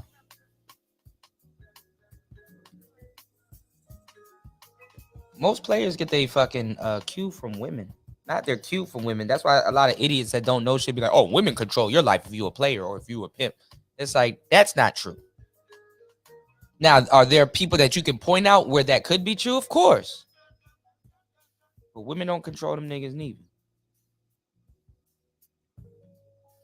Yeah, Coiler Racing girls are players too. You know. Said, I feel you on that. The manosphere shit is kept low key. Yeah. You people need to get back to what the fuck they were talking about before, which was working it out with that woman. And if you're gonna stay there, what you gonna need? You're gonna need some game. So all these people gonna look very stupid. This is why they gravitate to Ramil. This is why they gravitate to a lot of people. You know, even Ramil will curse people out about it, but there are people that look me dead in the eye just because it's me that's saying it, telling them, yo, you need some game. And if Ramil says the same thing, and shout out to my brother Ramil, but if he say the same thing, they on his nuts. Oh, that's true. The game does exist. And they, you know, all these people that's telling y'all that they don't need no game, you find them on game channels and stuff like that. Edward be over on, shout out to my brother Red Supreme. Edward be over there. These niggas be in the shadows or in the chat room, stay listening to people trying to soak up. They here now. In my room. That's why I wish that number, those numbers that I see up there, I wish I could see who it is. I wish one day StreamYards or whatever, YouTube, turn them numbers into caller ID. You can just see who's in your, give y'all niggas some work and go make a troll account. A lot of those dudes that they have troll accounts already. Yeah, Cyber World. Ooh, baby, it's what do you say? Ooh, baby, it's a wild world.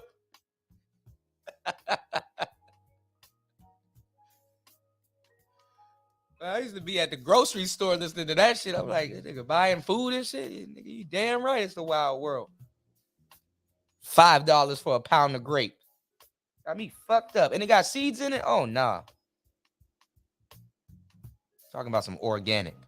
Ooh, baby, it's a wild world. Man, listen, man. Y'all gonna have to make changes in your life. Wherever you go, you're gonna have to determine, yo, am I gonna have fun or am I gonna let shit override me, man? Oh, going back to what Lil Wayne was saying. My bad.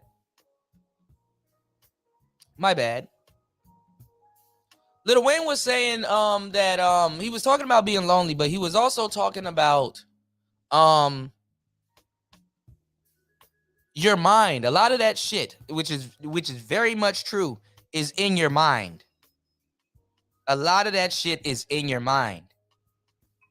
Because your mind will come up with a whole scenario that's not even going on. And you'll be so invested in it and believing in it, and it's not even true. So yes, you do got to take care of your mental health. You got to take care of your mental health. Be like, oh, Lil Wayne. Lil Wayne's a deep individual. If you really sit down and listen to what the nigga talking about. But Cynical said, I'm kind of black-pilled in nature. Black pill is visceral. So I agree. A lot of people, if you know, if you want to bear things down to a visceral, level, if someone would have told me back in 95, you'll be listening to people 10 years younger than you explaining, I'd be like, get the fuck out of here. But let me tell you something. When I was 15, listening to some of the stuff that people were saying in the manosphere, I said, I mean, even though I know all this shit, I was like, let me stick around and listen. Let me stick around and listen real quick. You know what I'm saying? Let me hear what these brothers are talking about. And it's like, a lot of dudes, I didn't know a lot of dudes were incels, bro. I knew it was bad, but I didn't know it was bad, I didn't know it was Michael Jackson bad, bro. That took me for a loop. I said, shit. Well, damn. War Master said, do I have to explain the manosphere again? Yeah, but it's like for a 7-year-old, like, I don't want to be on no date with no woman talking about so there's this guy named the Angry Man and Obsidian and then O'Shea, and they started this thing called the Manosphere. And O'Shea started the Manosphere because there's this guy named Mad Bus Driver who wears a fucking Templar helmet, and that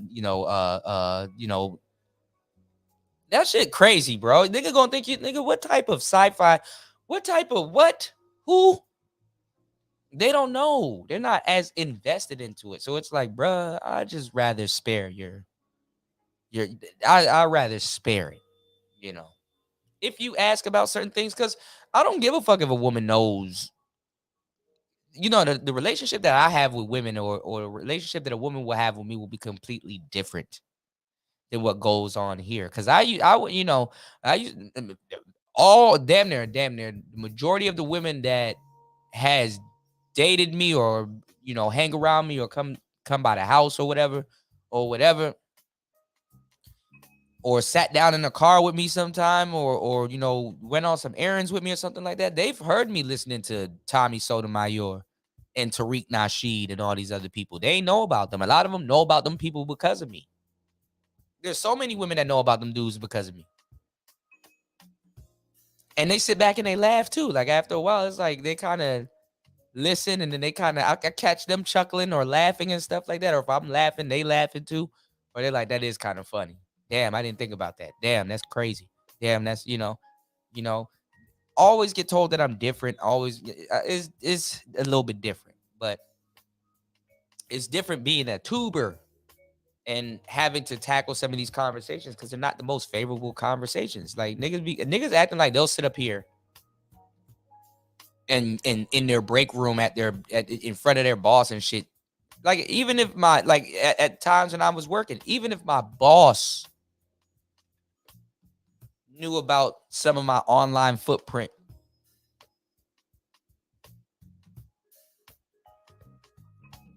if he got it, I mean, he'd look at it different. But it's like, damn, I know what you're talking about, and I agree with you. But it'll be kind of embarrassing. I'm not gonna lie, it'll be a little bit embarrassing. It's like, oh man, you don't even understand what's going on right now. Or if he does, it's like, yo, I know what you, I know. Because there's people at my job that at a job that I had that watched the space too. One dude even noticed me. He's like, oh shit. And he knew me for years. I'm like, nigga, duh. What's going on, Eric Bird? EB in the building. My brother Link in the building. What's going on, player? Yeah, Xbox is worth paying for. Right. You said a fat dude was stuck in the elevator with his wife for 48 hours. He got hungry and ate. Damn. That nigga said, get in my belly. Iceberg Slim, main antagonist was the police. Yeah. But that's how pimps used to get across the border. Especially the black ones, especially if he was pimping on the white girls, right? He had some exotic snow in the car. That's why some of those women wore wigs like that. Remember when old women used to wear wigs?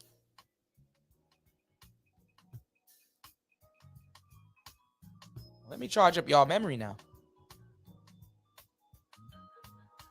I remember when wigs were for old people. Now women in their 20s or teens. But crossing state lines, just they in the car, they having fun, they vibing. Police pull them over, like running up on a party. Pimp not driving, he in the back counting money, and his girl driving or whatever, or she missed a stop sign or something like that. Pull over a convertible full of people, pimping across state lines and stuff like that. And the pimp like, yo, what's going on, officer? Where are y'all going? And he kind of know what's going on. He's like, nothing. Not doing nothing. We're not going nowhere. We headed to Mississippi. Clean Cadillac, Broham. And he got one of the officer's flavors in the car. What type of woman you like? Blonde? I got a girlfriend for you. Now what you gonna tell an officer that look like this nigga on the screen right here? That got that job to get some type of power. Or he didn't want to join a gang. Or he not getting paid that much. Nigga, y'all didn't see Boosie get pulled off. It's like, nigga, how much you make? I'll pay you more to be my bodyguard. And the officer was like, Boosie even tell him his salary. You make about like 30K a year, 30, 40K a year and stuff. And the officer was like, yeah. But the officer was more like, I'm on camera, so I really got to be professional. Even though this is like a once in a lifetime. Motherfucker, officers will pull you over to take pic. Man, let me tell you something. It shocked me one time when I got pulled over and them niggas wanted to take pictures with me. I'm like, I'm not even a big dude. Who you think I am? I was like, oh, I'm not going to get a take. Oh, nigga, what? Nigga, come over here and take this picture, nigga. Come take this picture. What's going on, Tony? Oh, Tony, a lot of people work for minimum wage. That's not even a question. That's not even a question, man. People working for peanuts, man. One master said, if America goes into a small economic downturn, the world goes into a depression. That's true, too. Yeah, I'm glad you mentioned that because that is very true. That is very true. That's why it's hard to explain to people that's there. And it's hard to explain to people that's not there. That like you've been bamboozled. Like the world is on credit. America's on credit. If America needs to exist. Like it's like the rich and the poor.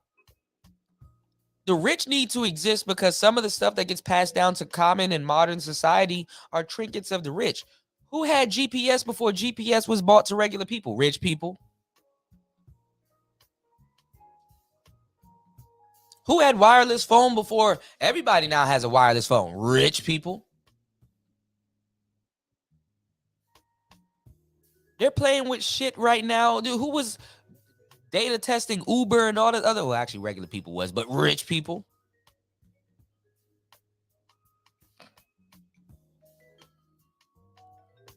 I need a chauffeur to take me to work today because I don't want to use the Rolls Royce. Or take me to work, but bring the Rolls Royce back home so that my Rolls Royce won't get damaged in the parking lot. And I will call you to get back in that Rolls Royce and come pick me up with some food. Because I don't bring my Rolls Royce to the grocery store. You're told to go home. You bring the Rolls Royce back to the house, and you take the Kia to the grocery store, and you replenish the vehicle. Replenish the fridge. Who had Uber Eats and all these other places summoning motherfuckers to their place with pizzas and shit? Rich people. So for us to have the luxuries that we have today that makes our lives more easier, that's why we are rich as regular people. And motherfuckers are talking to y'all about cooking and bitch, we rich. If you think about it, you don't want to cook and clean, I can go on my phone right now and find a motherfucker and pay them to cook and clean that's cheaper than you and still fly through bitches.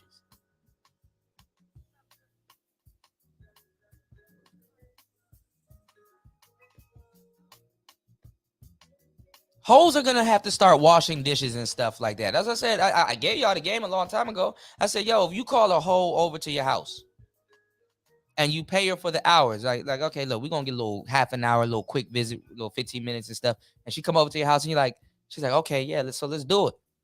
And you like, oh, my bad, I forgot to tell you. No, you don't have to, nah, bro. Like you beautiful woman, like you don't need to be out here selling pussy and stuff like that. But I am paying you for your time. So what I need you to do is wash those dishes there in the sink and just take out that bag of trash on the way out. It'll take you about 10 minutes. Less than, I'm paying you for 15. It'll take you about 10. This bitch will get mad at you. I came over here to get fucked, and you're telling me to go do this, and you're telling me to do laundry and stuff. They're gonna have to do it anyway. Why you think bitches now on the same Facebook? And I don't understand why they don't have to go through what you got to worry about losing shit by being in the manosphere. That's why some people have avatars in the space, in the fucking audience and shit like that. Y'all niggas got to worry about somebody recognizing you and shit like that. Y'all niggas be acting like y'all know what the fuck I'm talking about. Like you wouldn't have your certain coworkers. I don't hang out with coworkers. But anyway.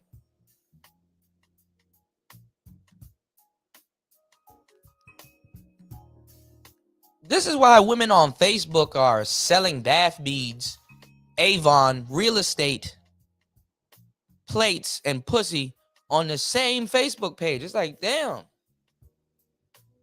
One-stop shop. I can get a plate, some pussy, and some lotion on the way out. Oh, you sell insurance too? Goddamn.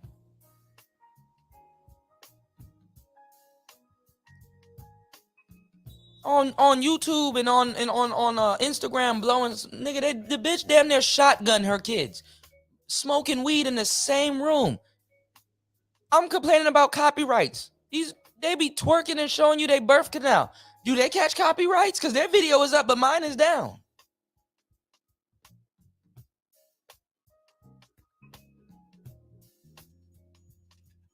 Kuda wears a wig.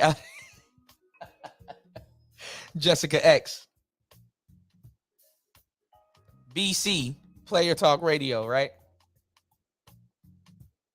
Rich people are fucking frugal than a motherfucker. As they should be. That too. A black woman invented GPS, and I think a black woman invented the gas mask. Gotta give our sisters their credit, man.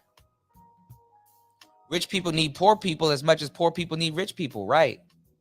And that's why America crunches down on the working class and stuff like that, and people that are in the middle, which they use.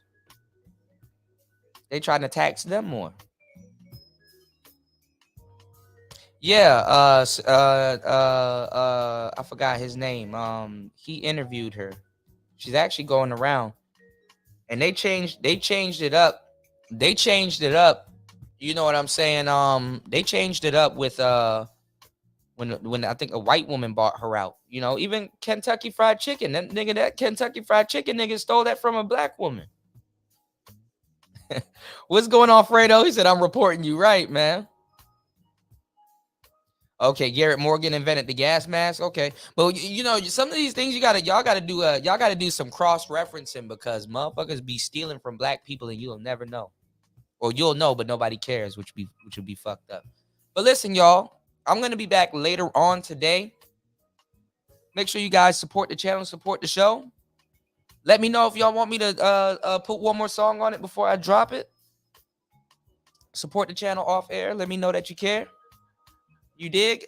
That Thank You Girl Sprinkle mixtape, it's done, you know. Girl, thank you, girl. Sprinkle. I played a couple of tracks for y'all tonight. I'm going to play a track that's already out. All right? Y'all be good. It's Player Talk Radio. We out. Let's get it. Let's go.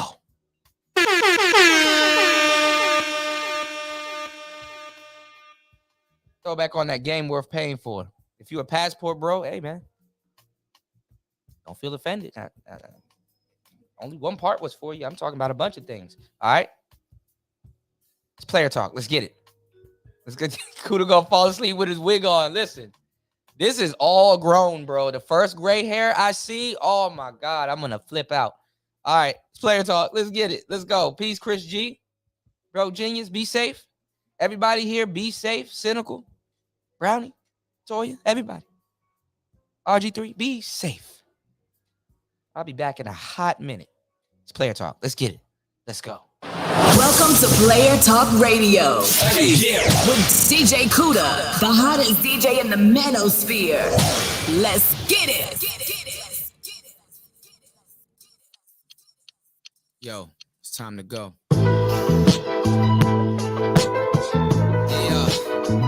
Okay, yo. Well, I'm about to kill this shit. Okay. Nah, I'm playing around. Now let's get it. It seems American greed stole the American dream. That's why men are going abroad. I'm just keeping it clean. Keeping it clean. I'm just keeping it clean. Okay. And need I say more? I heard she like a young nigga with a bag on him, and want a young nigga with a little swag on him. You know how I do it with a little sag on him. In that LRP game, it don't have to brag on him. Whole arm in the pot, that should look like an L. If I could blow up, it would be a hard sale. Exotic gardens, Dolly Parton, myalgia, head full of nostalgia, sitting by the water, contemplating to Allah. The devil wear Prada, and 3 of your foes wear nada. You should see where I got her, flipping words like pasta, locked up like a roster, stuffed in a Sonata. Remember being home and being a top shotter, and I did the math. Skill came from Euclidia, did it with no Nvidia. Kuda somewhere in India, used to be in Virginia, and still one of Geneva. You should know the basic problems with automatopoeia. It seems American greed stole the American dream. That's why men are going abroad. I'm just keeping it clean. Keeping it clean. I'm just keeping it clean. And need I say more? It seems American greed stole the American dream. That's why men are going abroad. I'm just keeping it clean. Yeah. Hey. Yeah, this some game worth paying for. I heard she like a young nigga with a bag on him, and want a young nigga with a little swag on him. And you know how I do it with a little sag on him. In that LRP game, it don't have to brag on them. Niggas turning backs when they really think you need them. Now I'm in a casino gambling with my freedom. It's biblically accurate that I'm that nigga, scientifically proven true. I don't know about you. Who cares about such and such? Why women get mad when they know when I tell them that they doing too much? Yeah, I'm trained to get it in jungles with amphibians. My scale it is Euclidean on panels with obsidian. Some travel like a vice lord to get exotic Keishas. Don't get alopecia, looking to get those features. I'm somewhat like a teacher, hoping my lyrics will reach you. I pray you get the picture. I just left it get richer, cause it seems American greed stole the American dreams. That's why men are moving abroad. I'm just keeping it clean. Yeah, keeping it clean. I'm just keeping it clean. Okay. Need I say more? It seems American greed stole the American dream. That's why men are going abroad. I'm just keeping it clean. Sport bros. Yeah. Okay. Is that girl worth paying for? She like a young nigga with a bag on him, and want a young nigga with a little swag on him. I heard she like a young nigga with a bag on him, and want a young nigga with a little swag on him. I heard she like a young nigga with a bag on him. Hey, with a swag on him. Hey, oh yeah. And need I say more?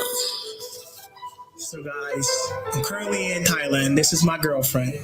She's so pretty. She's so pretty. Do you want to introduce yourself? You want to introduce yourself? You want to introduce you? She's a little shy right now, but she's my new girl. She's my new girlfriend. She's a little shy, but she is pretty though. I like her. Maybe we'll get married someday. Maybe we'll have kids. You know, have a bunch of babies running around, living the life. Tell her. So, can you cook? Can you cook? Yes, I can cook, I can clean. Welcome to Player Talk Radio with DJ Kuda, the hottest DJ in the manosphere. Let's get it.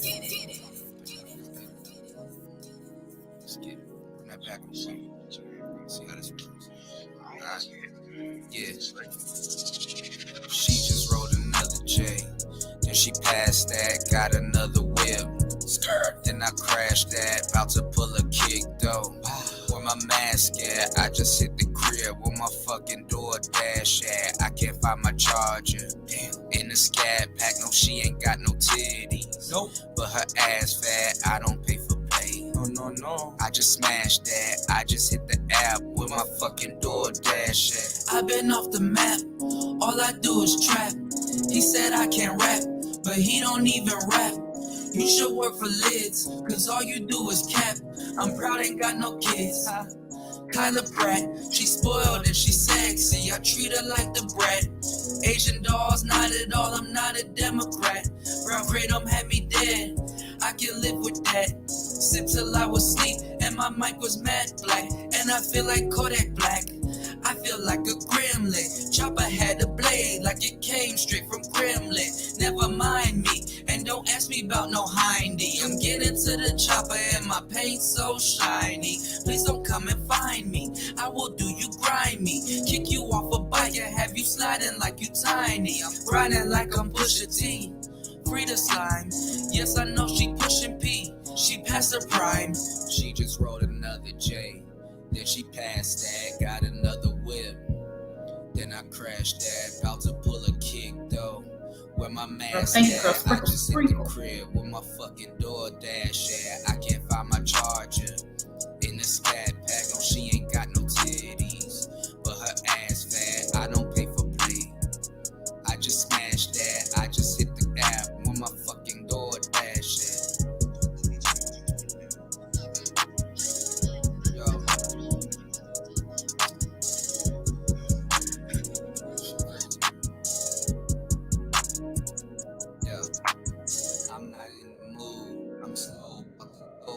She just ordered food and she taking all her clothes off. My food about to be free, cause I'm not ballin'. She said he down the street, now he calling. Yo, hello? Hello? Oh, you downstairs? Alright, I'm coming. Give me 1 second.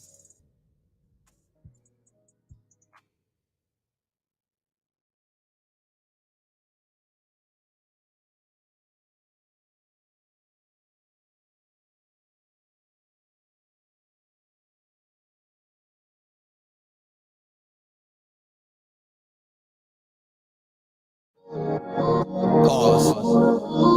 Yeah. And nasty. Yeah. I'm trying to get drunk and nasty. I'm trying to get drunk. I'm trying to get drunk and nasty. I'm trying to get drunk. I'm trying to get fly, cause I'm going out tonight. I'm trying to get by. I'm finna pre-game alright, we finna slide. We got some girls coming through, big rocks on ice. And you know what I'm finna do? I'm trying to get drunk and nasty. I'm trying to get drunk. I'm trying to get drunk and nasty. I'm trying to get drunk. Take my car keys tonight, girl, cause I'm not gonna drive. Take my car keys tonight, girl, cause I'm finna get high. And tequila shots are nasty, but after 3, so am I. Balloons, we finna get fried. Let's take this shot outside. Turn up like it's your song. Turn up all night long just cause you know we can't go wrong. Let's get it right, put this on repeat. Follow me on IG. She asked me, am I rolling? I told her I might be. I'm trying to get drunk and nasty. I'm trying to get drunk. I'm trying to get drunk and nasty. I'm trying to get drunk. Yeah. I'm trying to get drunk.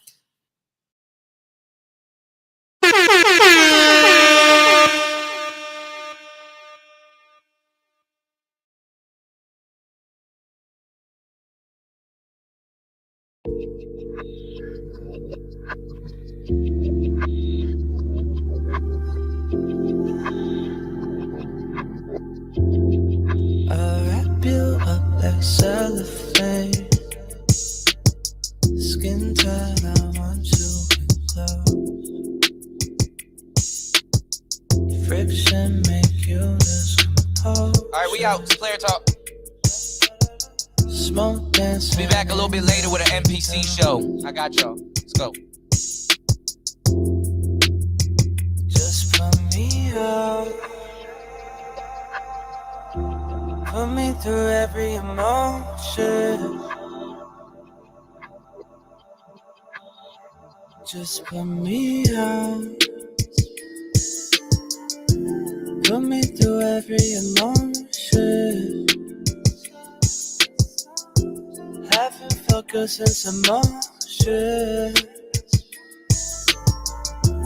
You propion isn't working.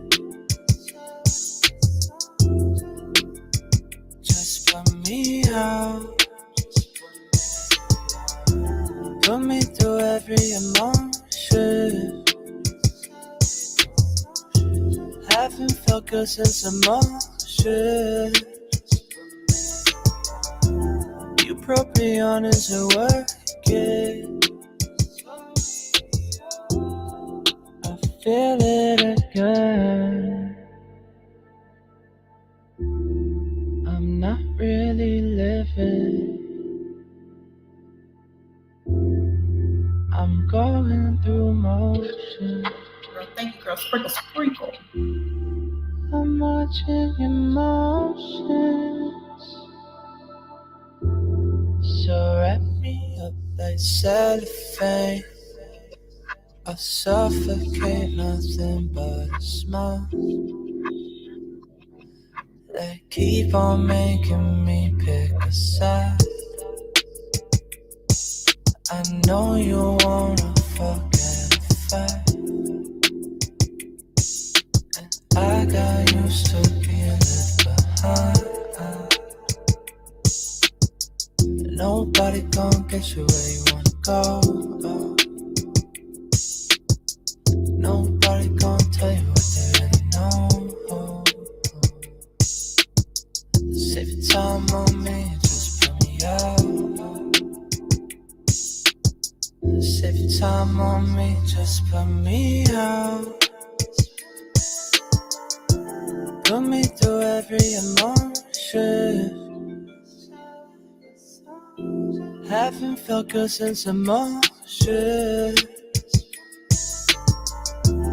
You propion isn't working. Just put me out. Put me through every emotion. Haven't felt good since emotion. You propion isn't working. Girl, thank you, girl. Sprinkle, sprinkle.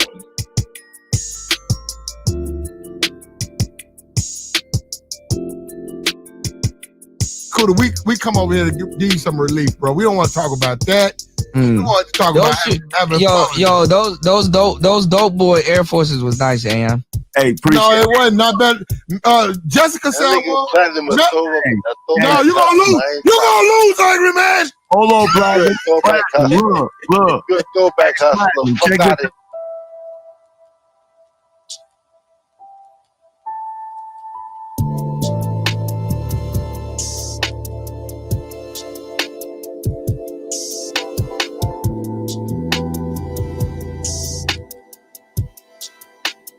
I'm just waiting in line. Nothing is forever. Don't think I got too long. I'm just taking a number.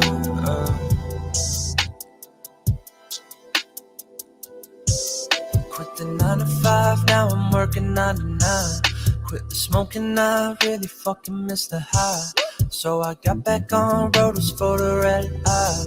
Used to fucking hate, so I cannot sympathize. And I had to take so much shit to realize. Everybody want a piece if you play it right. Old girl calling me like I'm in the night. Like I'm sorry you just hit me at the worst time. Like I'm sitting home playing fucking Smash Bros. And I'm late, I'm quite the hassle. I can't link up with you, baby, gotta pass it up. And And you'll probably tell your friends that I'm not man enough. And I got some bands saying, oh gee, that's from Canada or the West Side. I don't give a fuck. David Blaine disappear and act with the coke. I'm just waiting in line. Nothing is forever. Don't think I got too long. I'm just taking a number. I'm just waiting in line. Nothing is forever.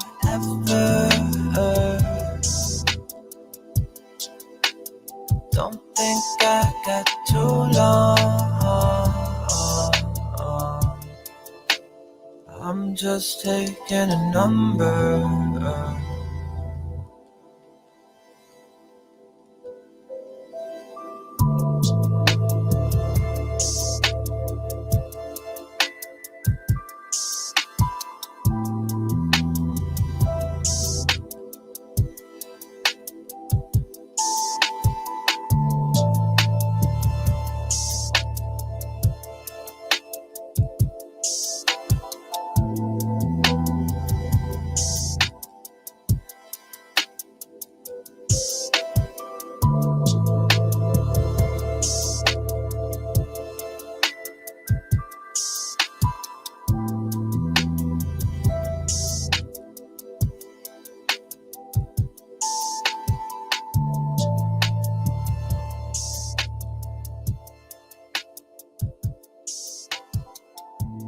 Now look, I want to speak on this about little young player. I see little young player Ramil up in here. I ain't got no problem with the pump and dump thing. I see where he coming, and I feel him. He in Atlanta. Them hoes is going. You niggas be leaving that shit out. Them hoes is going out there. Them hoes is fucking all over the place. And niggas is getting at them. And niggas is getting at them. And you niggas start fucking me up with that weak shit, telling niggas not to fuck on the bitch. Nigga, I'm gonna fuck this bitch. That's what I'm gonna do, nigga. I'm getting tired of you trying to check my motherfucking game, nigga. I'm in this shit. I'm gonna knock on this bitch, nigga. Fuck you. And I'm getting tired of you, nigga. You can't take it. I'm in this shit to win this shit. And I'm sick of you weak ass, over the hill, dusty ass niggas. You wanna go smoke cigars with some old white boy in the exclusive Moose Club, nigga? Fuck you. I'm out here with these bitches, nigga. I'ma hold it on. I'ma get it in. I'ma get it in. And you niggas gotta be out there. It's about having your motherfucking game. It's about being a motherfucking player out here. It's about being a real nigga. You niggas don't understand what it is to be a real motherfucking nigga. You don't know how to talk it up. You don't know how to get it in. You niggas weak in this shit. I'm sick of you niggas. Them hoes over there fucking with Kevin. Them bitches looking to get married. Them some married-minded bitches. I ain't trying to fuck on no hoe like that. Go over there and fuck with Kevin. Let me fuck with the rest. I'ma do my best, nigga. Fuck y'all niggas. And you gotta put this out because you niggas don't put the whole side of the black man out here. You put one side out here. And I'm tired of that shit. And real niggas out here like me, we getting it in. We ain't got nothing to cry on. We let the bitch lie on us. The bitch lied on me, nigga. That's what you did. And I'm gonna do it again. And again, motherfucker. That's what I do. I'm sick of these motherfuckers crying. I'm gonna give you some tissue next time, motherfucker. That's how we do out here, though. Look, keep pumping and dumping. I don't blame him. Respect the Cardi bitch, WAP and shit. All these hoes wanna do is fucking suck. And why get fucked up, they go fucking suck your partner. You know what? Just accept it. Be done with that shit. You niggas go to church, man. You know what I'm saying? Take that shit to church. I can't help it. The whole fucks you over, nigga. That's your problem. That ain't my problem, nigga. I solve problems. I don't make them, nigga. That's what I do. You guys don't understand what it is to be a motherfucking back out here. It's just like playing football, nigga. We get prep. We get a motherfucking pep rally before we get at these bitches. Let's get it up. Let's get it in. You don't understand that, though. That's what's killing me with that. But look, I'm gonna pull up out of here, man. I'm gonna pull up out of here. Look, appreciate you pop in, man. We need, that's the whole black man. Show the whole thing. You know what I'm saying?